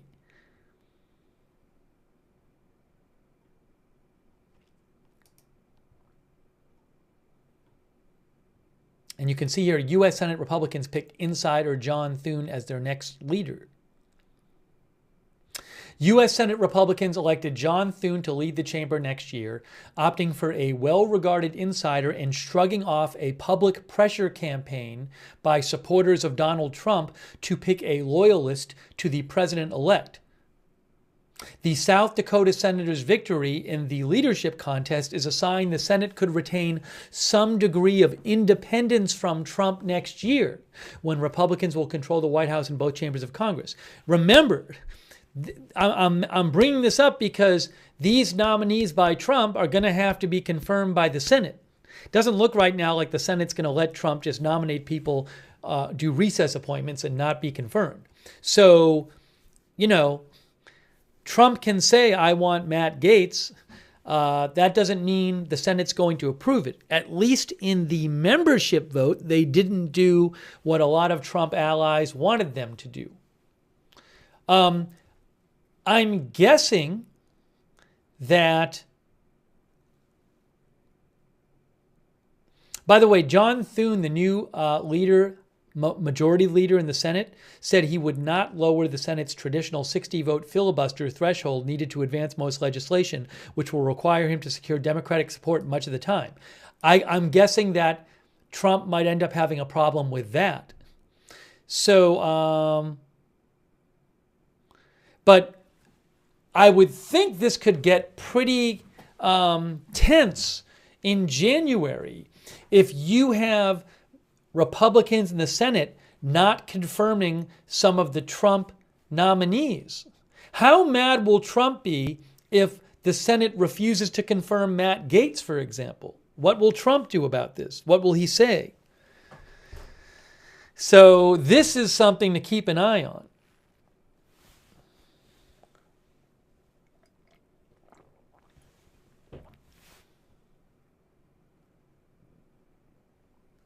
I might have a little video. Moose says Trump will start firing people. Well, he can't fire the senators. I might have a little video I can show you here of John Thune. I have a video of John Thune speaking after winning the leadership.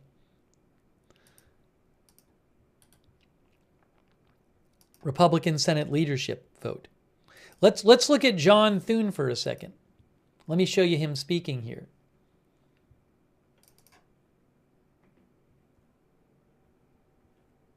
You ready? I'm going to play this Reuters video for you. Here he is. There's John Thune.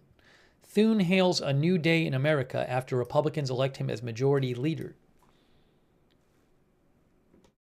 It's a new day in the United States Senate, and it's a new day in America. The American people have loudly rejected the failed policies of the Biden, Harris, Schumer agenda. I'm excited to get to work with this team right away. And I want to thank my colleagues who placed their faith in me to serve as leader, and to those who were supporting another candidate. I promise to be a leader who serves the entire Republican conference. We will have an ambitious agenda, and we'll take each and every Republican working together to be successful. There you go.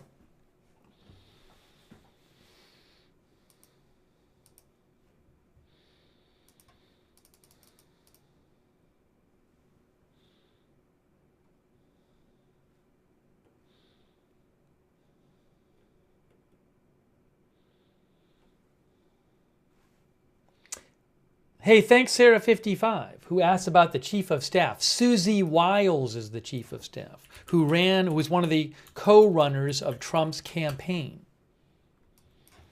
She is the chief of staff, first woman chief of staff ever. Michael Portnoy thinks Trump will have Kash Patel as FBI director. Trump would need to fire the current FBI director when he is president to have a new FBI director.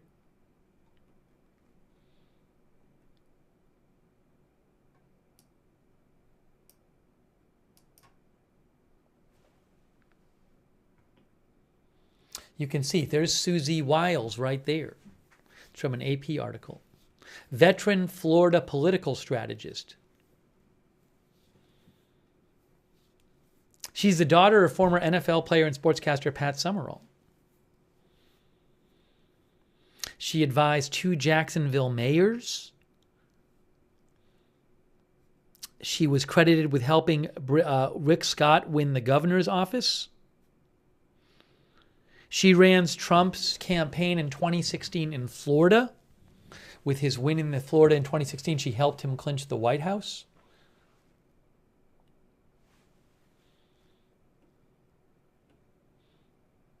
She shuns the spotlight most of the time. She is one of the few top officials to survive an entire Trump campaign and was part of the team that put together a far more professional operation for his third White House bid, even if the former president routinely broke through those guardrails anyway. She largely avoided the spotlight, even refusing to take the mic to speak as Trump celebrated his victory early Wednesday morning.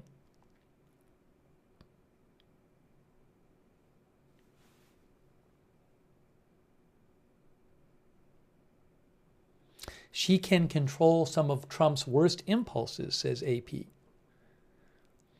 Wiles was able to help control Trump's worst impulses, not by chiding him or lecturing, but by earning his respect and showing him that he was better off when he followed her advice than flouted it.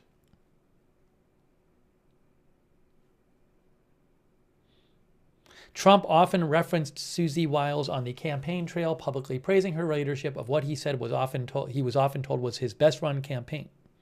Will she have staying power? In his first administration, Trump went through 4 chiefs of staff, including one who served in an acting capacity for a year in a period of record-setting personnel churn. A chief of staff serves as the president's confidant, helping to execute an agenda and balancing competing political and policy priorities. They also tend to serve as a gatekeeper, helping determine whom the president spends their time with and to whom they speak, an effort under which Trump chafed inside the White House. Trump has repeatedly said he believes the biggest mistake of his first term was hiring the wrong people. He was new to Washington, he said, and didn't know any better. But now Trump says he knows the best people and those to avoid for jobs.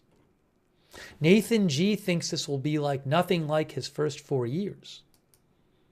There's Susie Wiles as well from AP. There she is as well.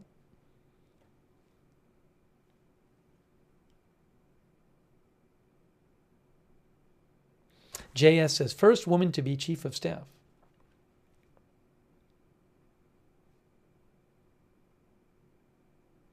JZ Gamer 12, thanks for your support. JZ Gamer says, since the Republicans control the House, Senate, and White House, the only people that would get in the way of them are different groups in the party. But remember, to pass legislation, most legislation actually requires 60 votes in the Senate because of the filibuster. So most legislation, they would have to have some Democratic support because it's only expected they will have 53 votes in the Senate. Thank you, the Polish Drunk, for your support. Thank you so much. Our member.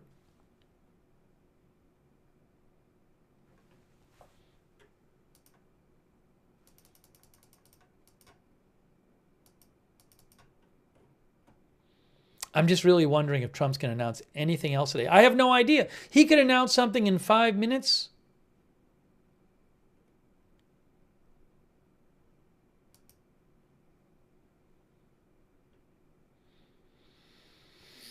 He could announce something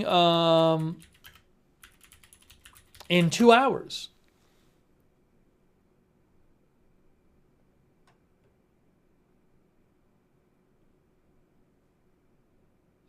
There were some reports of some explosions in Brazil where a man died.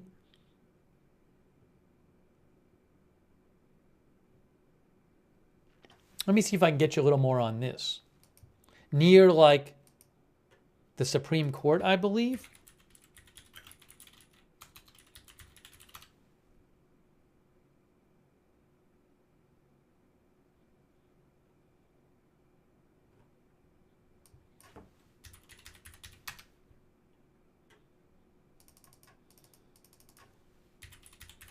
I need a Brazilian source. That's what I need. Yes. Explosions leave one dead in a car on fire, says O Globo. 2 explosions left one dead in a car on fire, and the federal Supreme Court building was evacuated. The police are investigating. I don't know if that's a terror attack, or it could be like just somebody, it could be a criminal attack on a person. You know what I'm saying? So it's not clear that that was a terror attack. I don't know. I'll have to wait and see more information.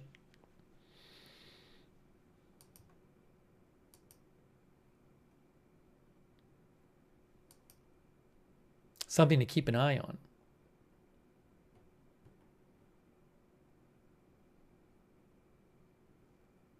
By the way, Kristen Coughlin reminded me that I posted about something earlier that I hadn't mentioned yet about the FBI. Thanks, Kristen. The FBI is offering a reward of up to $25,000 for information leading to the identification, arrest, and conviction of the suspect responsible for setting incendiary fires at ballot boxes in Vancouver, Washington, and Portland, Oregon. They still haven't found the person. The ballot box fires. FBI's most wanted. Oh, there's a video, surveillance footage. 3 minutes of surveillance footage. I didn't even know that this existed.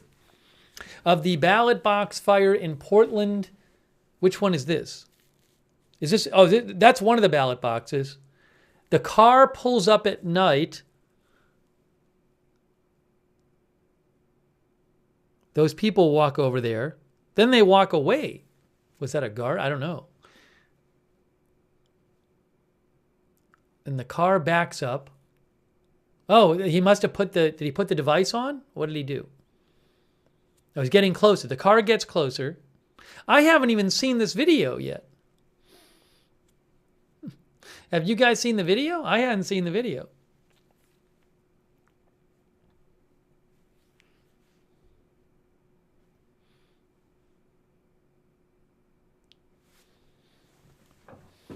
Yeah, the person's still not caught.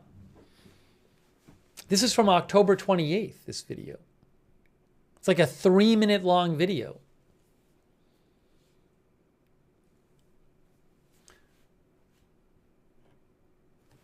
It's not frozen. The video is still playing. One of our viewers, Stickler for Change, says, I thought they would catch him in days. I thought they would catch him soon because I know that they've had the photos of the car and I believe the video of the car.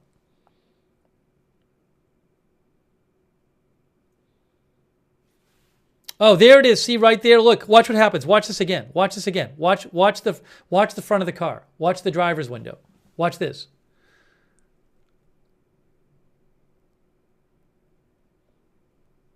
See? It's like something was lit or something was burning and then he just went away. And now it's on fire. Wow. Look at that.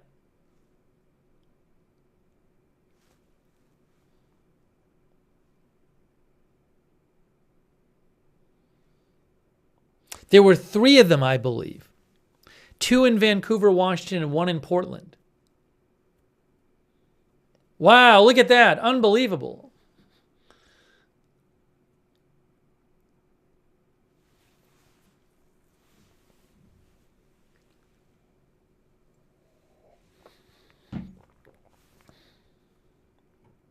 So, this is not a new story, but the FBI came out with this video and they said a surveillance camera captured images of a early 2003 to 2004 Volvo S60 sedan, dark in color, with dark wheels and a light-colored interior, driven by the suspect believed to be responsible for these crimes. The vehicle does not have a Volvo logo on the front grille. At the time, the vehicle also displayed a fraudulent temporary Washington license plate on the rear and no front license plate. The plate, which was not associated with a Volvo, may no longer be on the vehicle. The driver, described as a white male, approximately 30 to 40 years old, with thinning hair. It is believed he may have some experience with metalwork and welding. Anyways, I'll post a link to this. I'll post a link to this FBI announcement in the chat, and you can rewatch the video and watch the whole thing yourself. I'm going to post the link right now in the chat. Just posted it.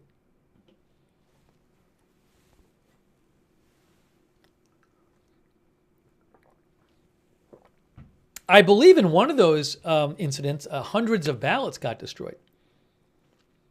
They had to contact the people who had left their ballots there.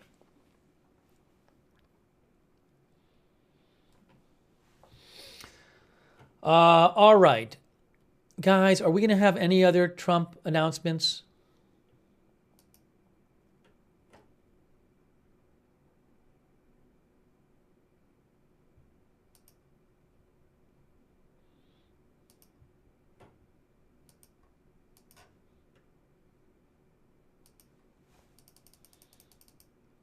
Probably right when I get off the air.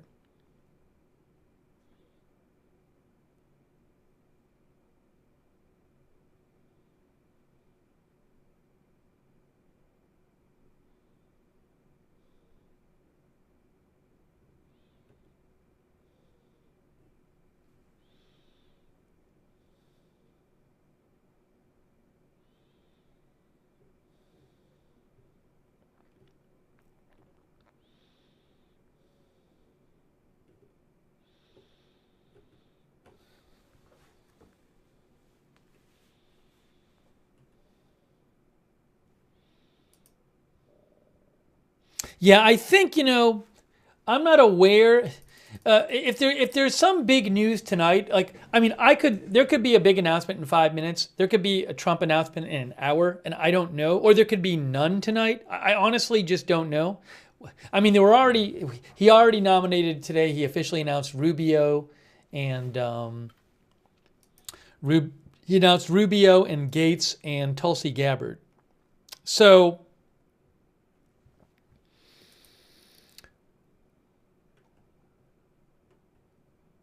yeah, maybe what we'll do is let me just talk about Rubio for a second, because we haven't done that.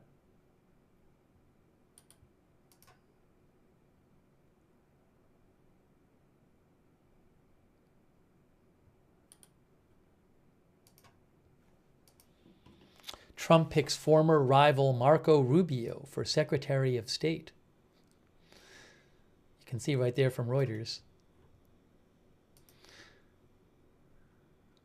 Trump said he will be a strong advocate for our nation. I'll show you what Trump said real quick.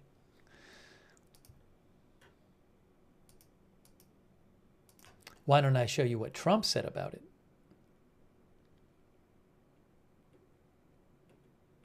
Where is it here?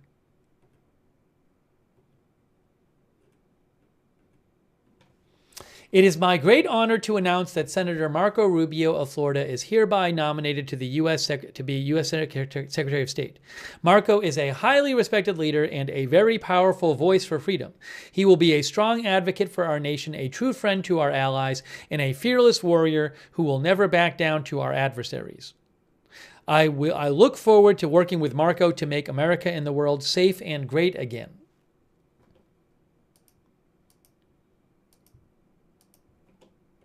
You can see there he is.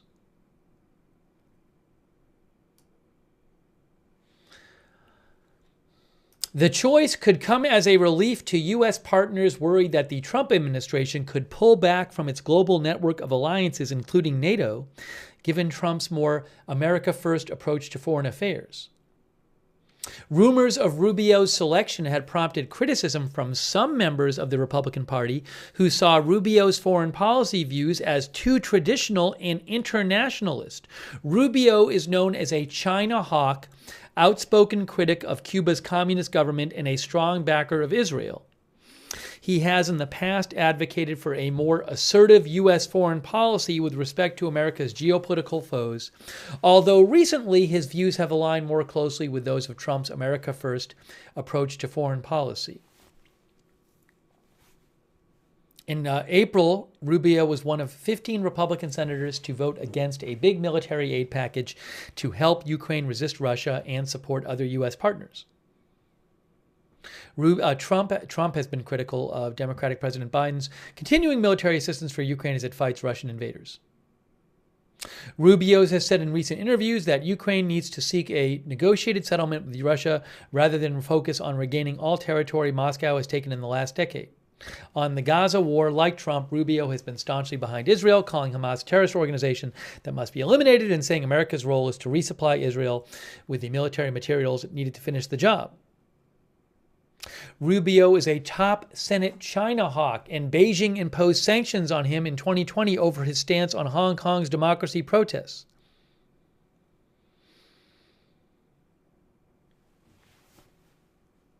Will he stand up to Trump? Rubio had also become a strong Trump actor after harshly criticizing Trump when he ran against him in 2016. Some analysts questioned whether Rubio would stand up to Trump, noting the president-elect's inclination to make personal loyalty a central requirement for administration posts.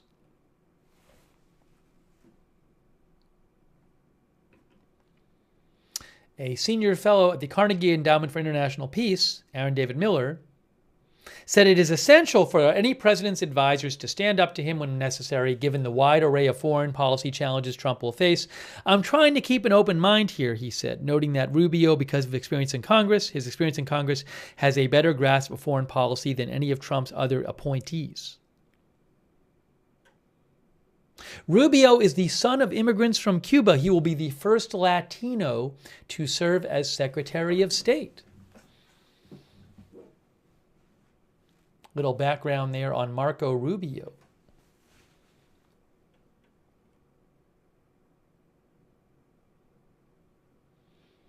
Certainly a less surprising pick than many of the picks, I believe.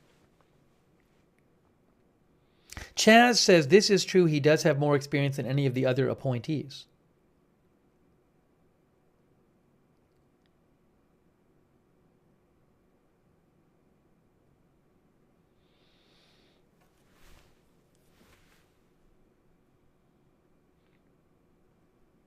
Casey says Trump's appointment of Huckabee says a lot about Trump's plans concerning Israel. We talked about that a lot on the Middle East feed, on the Middle East stream early this morning.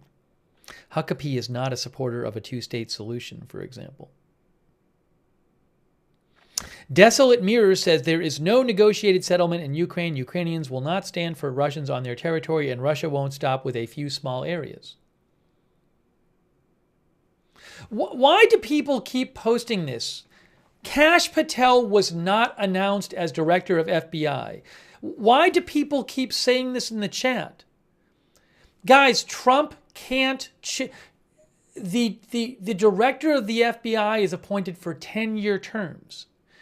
Trump can't just announce a new director of the FBI because he would have to be president and fire the director of the FBI. Now, maybe he'll do that. But I guess there's a clip maybe floating around of Steve Bannon saying Trump is going to do something. That's not an announcement. That's not an official announcement. Steve Bannon saying something on a podcast or something is not an official announcement. Please stop posting this in the chat. I don't know why people keep posting this.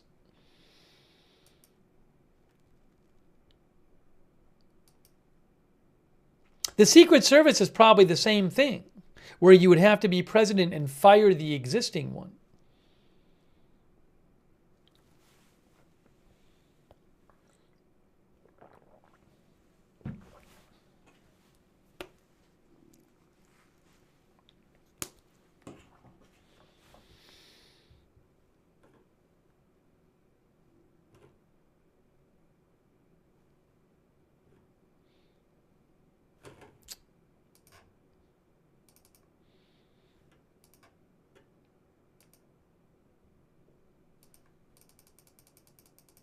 We'll see who the other nominees are. Am I missing any other?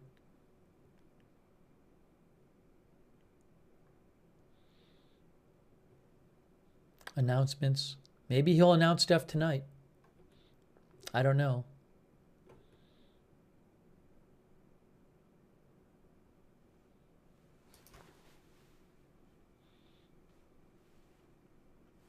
Lil Nick thinks Christopher Wray is so fired.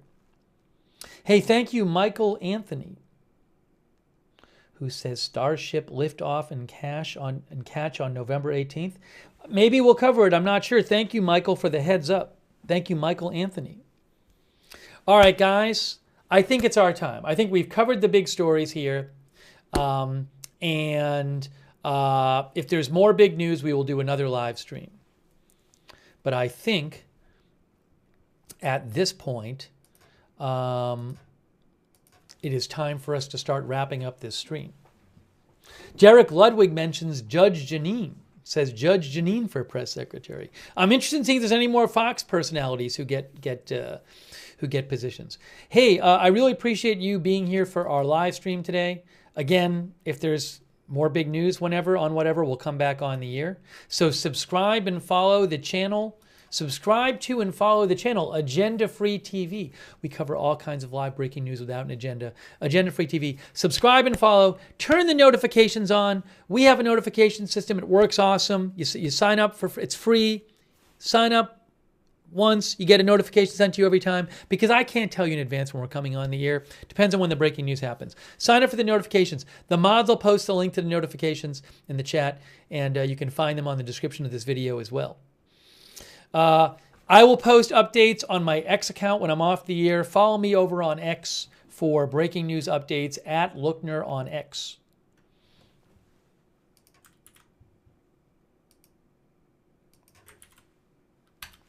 And really appreciate you watching. Also, thanks for all the comments.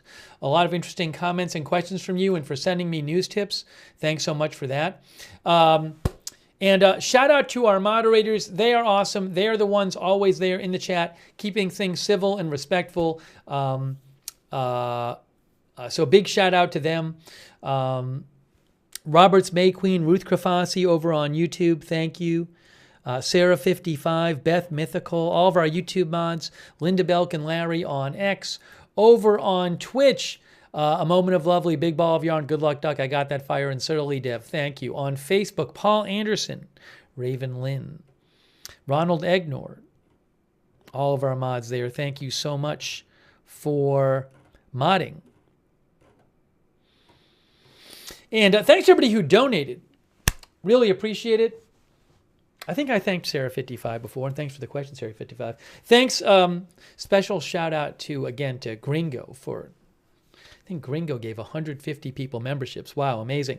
Really nice of Gringo. And really nice of everybody who donated. You are the ones who keep this channel on the air with your support. So thanks so much. Hey, thanks, Geeg, for subscribing on Twitch. Geeg, thank you.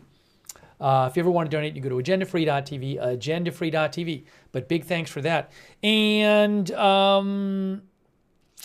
we have a chat. You can chat with other viewers when we're not on the air. It's free. It's on Discord. It's the same link as the notifications. So check out our free chat. A lot of our viewers like doing the Discord chat. Big thanks to our Discord members as well. And quick reminder, if you watch on YouTube and you subscribe over there, make sure on YouTube, if you subscribe, that you have the notifications turned on over there, because those can help you learn when we're going live and tell you when we're on the air. But to turn on the notifications on YouTube, you got to do this thing. You got to click the bell and choose all notifications. So if you subscribe on YouTube, make sure you got the bell checked, the bell clicked, and you've chosen all notifications.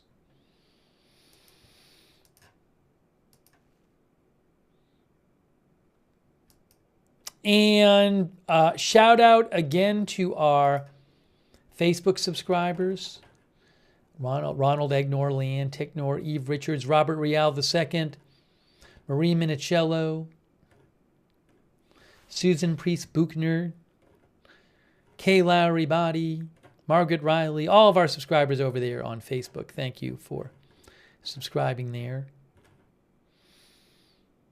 On Twitch, our subscribers there, Mr. Bigly Uncredible, Geeg, Wall Street Shaggy, Tegrity Farmer Bob, Holistic, Bogan04, Rocky Coast, Sandy Doggo, Devil Doc, R Factor, NYC, Chi-Town Bear, Long Armor, McBritches, Bad Touchery. Thanks for subscribing over there on Twitch. All of our other subscribers there. And our YouTube members like Crypto King, UV Lightning, The Lucky Minute, Joe Hart, Maringo Bra, Envy, Riri Patton, Patricia Grace, Turned Off, CAC 813, Alice Wonderland, Benny Hill, Eric Johnson, Scott Crystal, Air Fried Tofu, Kerry Poteet, Purple Cat Audio, Comeback Shane, Cruella, Per Holstron, Fred Flintstone, Hired Gun, Derek Ludwig, Cruella, all of our members over there, and all of our other viewers as well. Sky B, thanks for being a member. Casey, yeah, Casey, we're wrapping this up, but hey, thanks Chips29 for subscribing as well on Twitch. Wacky, Tabacky, yes, we will be covering the inauguration on the 20th. Factory Rejects, thanks for watching.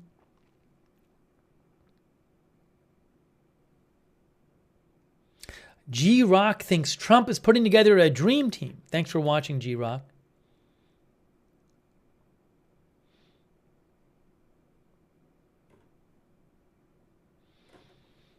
And hold on a second here.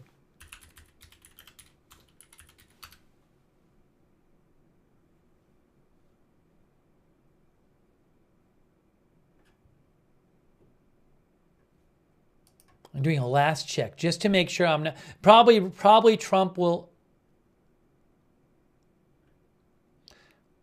Matt Gaetz. Sorry, just a little bit of news here. Matt Gaetz is resigning effective immediately from Congress. According to Reese Gorman and Haley Talbot. So he's not even waiting for the confirmation hearing. He's already resigned. Apparently.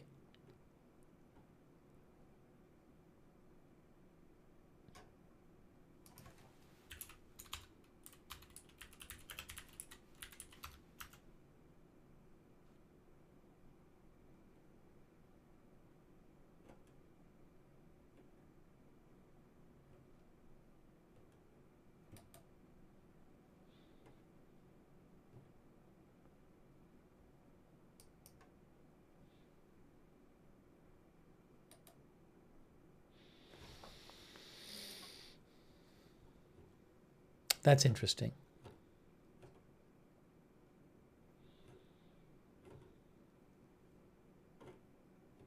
So if he's not confirmed, he's not going to be in Congress anymore?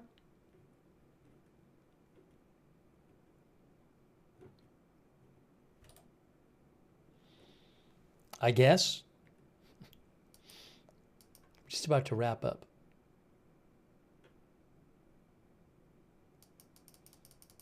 Anyways.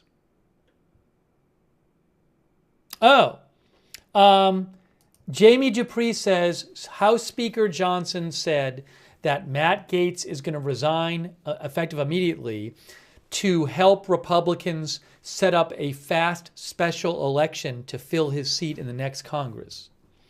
So, but if he doesn't, does that mean that if he doesn't, if in January he fails confirmation, is he not going to serve?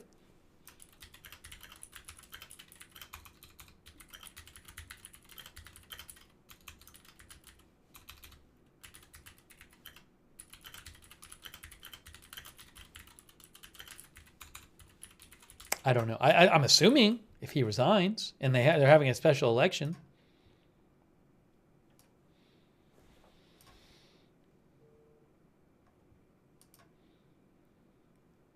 Casey thinks he won't fail confirmation. Postmodern says apparently he's going all in.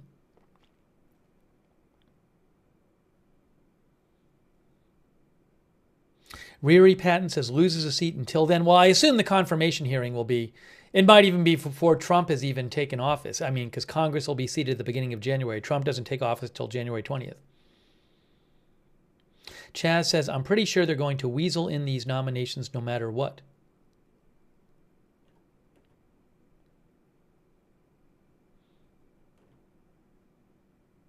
Anyways. All right, I'm wrapping this up. B. Earhart thinks he's jumping the gun. Chaz says either he's making a huge mistake or he has some insider information leading him to make this decision. R. Murphy says he will be in confirmed. It's all in the bag. Casey says the Senate Republicans will give Trump what he wants. All right, we were just about to wrap up. I just wanted to give you that extra recess appointment. One of our viewers said, I don't think the Senate's going to allow him to do it. The Senate would need to allow Trump to do a recess appointment. I don't think the Senate at this point is going to say, the Senate is talking as if they're going to have confirmation hearings. I don't think they're going to allow Trump to do a recess appointment, and then which would mean that they don't have to confirm. I'm seeing no sign of that. Riri Patton says he must think he has it. Anyways, that's interesting, though. Yeah, it's being widely reported now. Speaker Johnson said Matt Gaetz has resigned from Congress, resigned from the House. He has resigned from the House. That's it. So he's out. So I guess if he's not confirmed, he won't be in the House.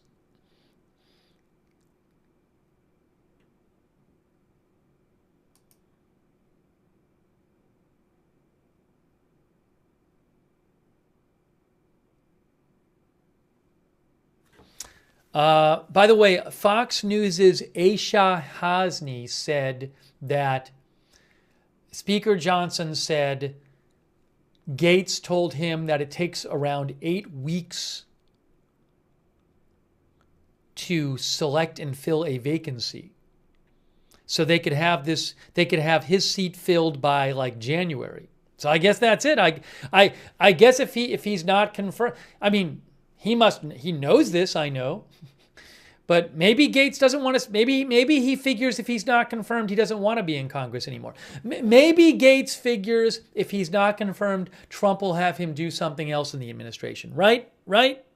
For all you know, Gaetz just thinks, well, if somehow I don't get confirmed for Attorney General, Trump's going to appoint me to something else that I don't need confirmation for. Maybe that's the case. That sounds reasonable, right? Yes? There's some other position he could get nominated for.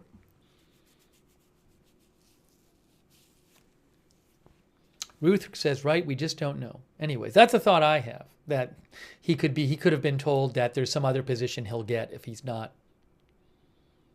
confirmed. Brand says, I would not have resigned until being confirmed. A lot can happen in 8 weeks. Again, I'm thinking maybe he's been told he'll get some other job in the administration if he's not confirmed. That's my guess. Anyways. Hey, thanks to, for your kind words, Reagan Gammon. Thank you, Reagan Gammon. All right, that's it. We already said our goodbyes. We already wrapped up. Hey, thanks, Michael Anthony, our member. That is it. So wrapping up this live stream. But if there's big news, we'll come back on the air. For all I know, there'll be big news 5 minutes after the stream. But if there is, I'll just start a new stream. Thanks, guys, for watching. That's it for now. Thanks to our mods. We'll see you soon with more live breaking news coverage right here at Agenda Free TV.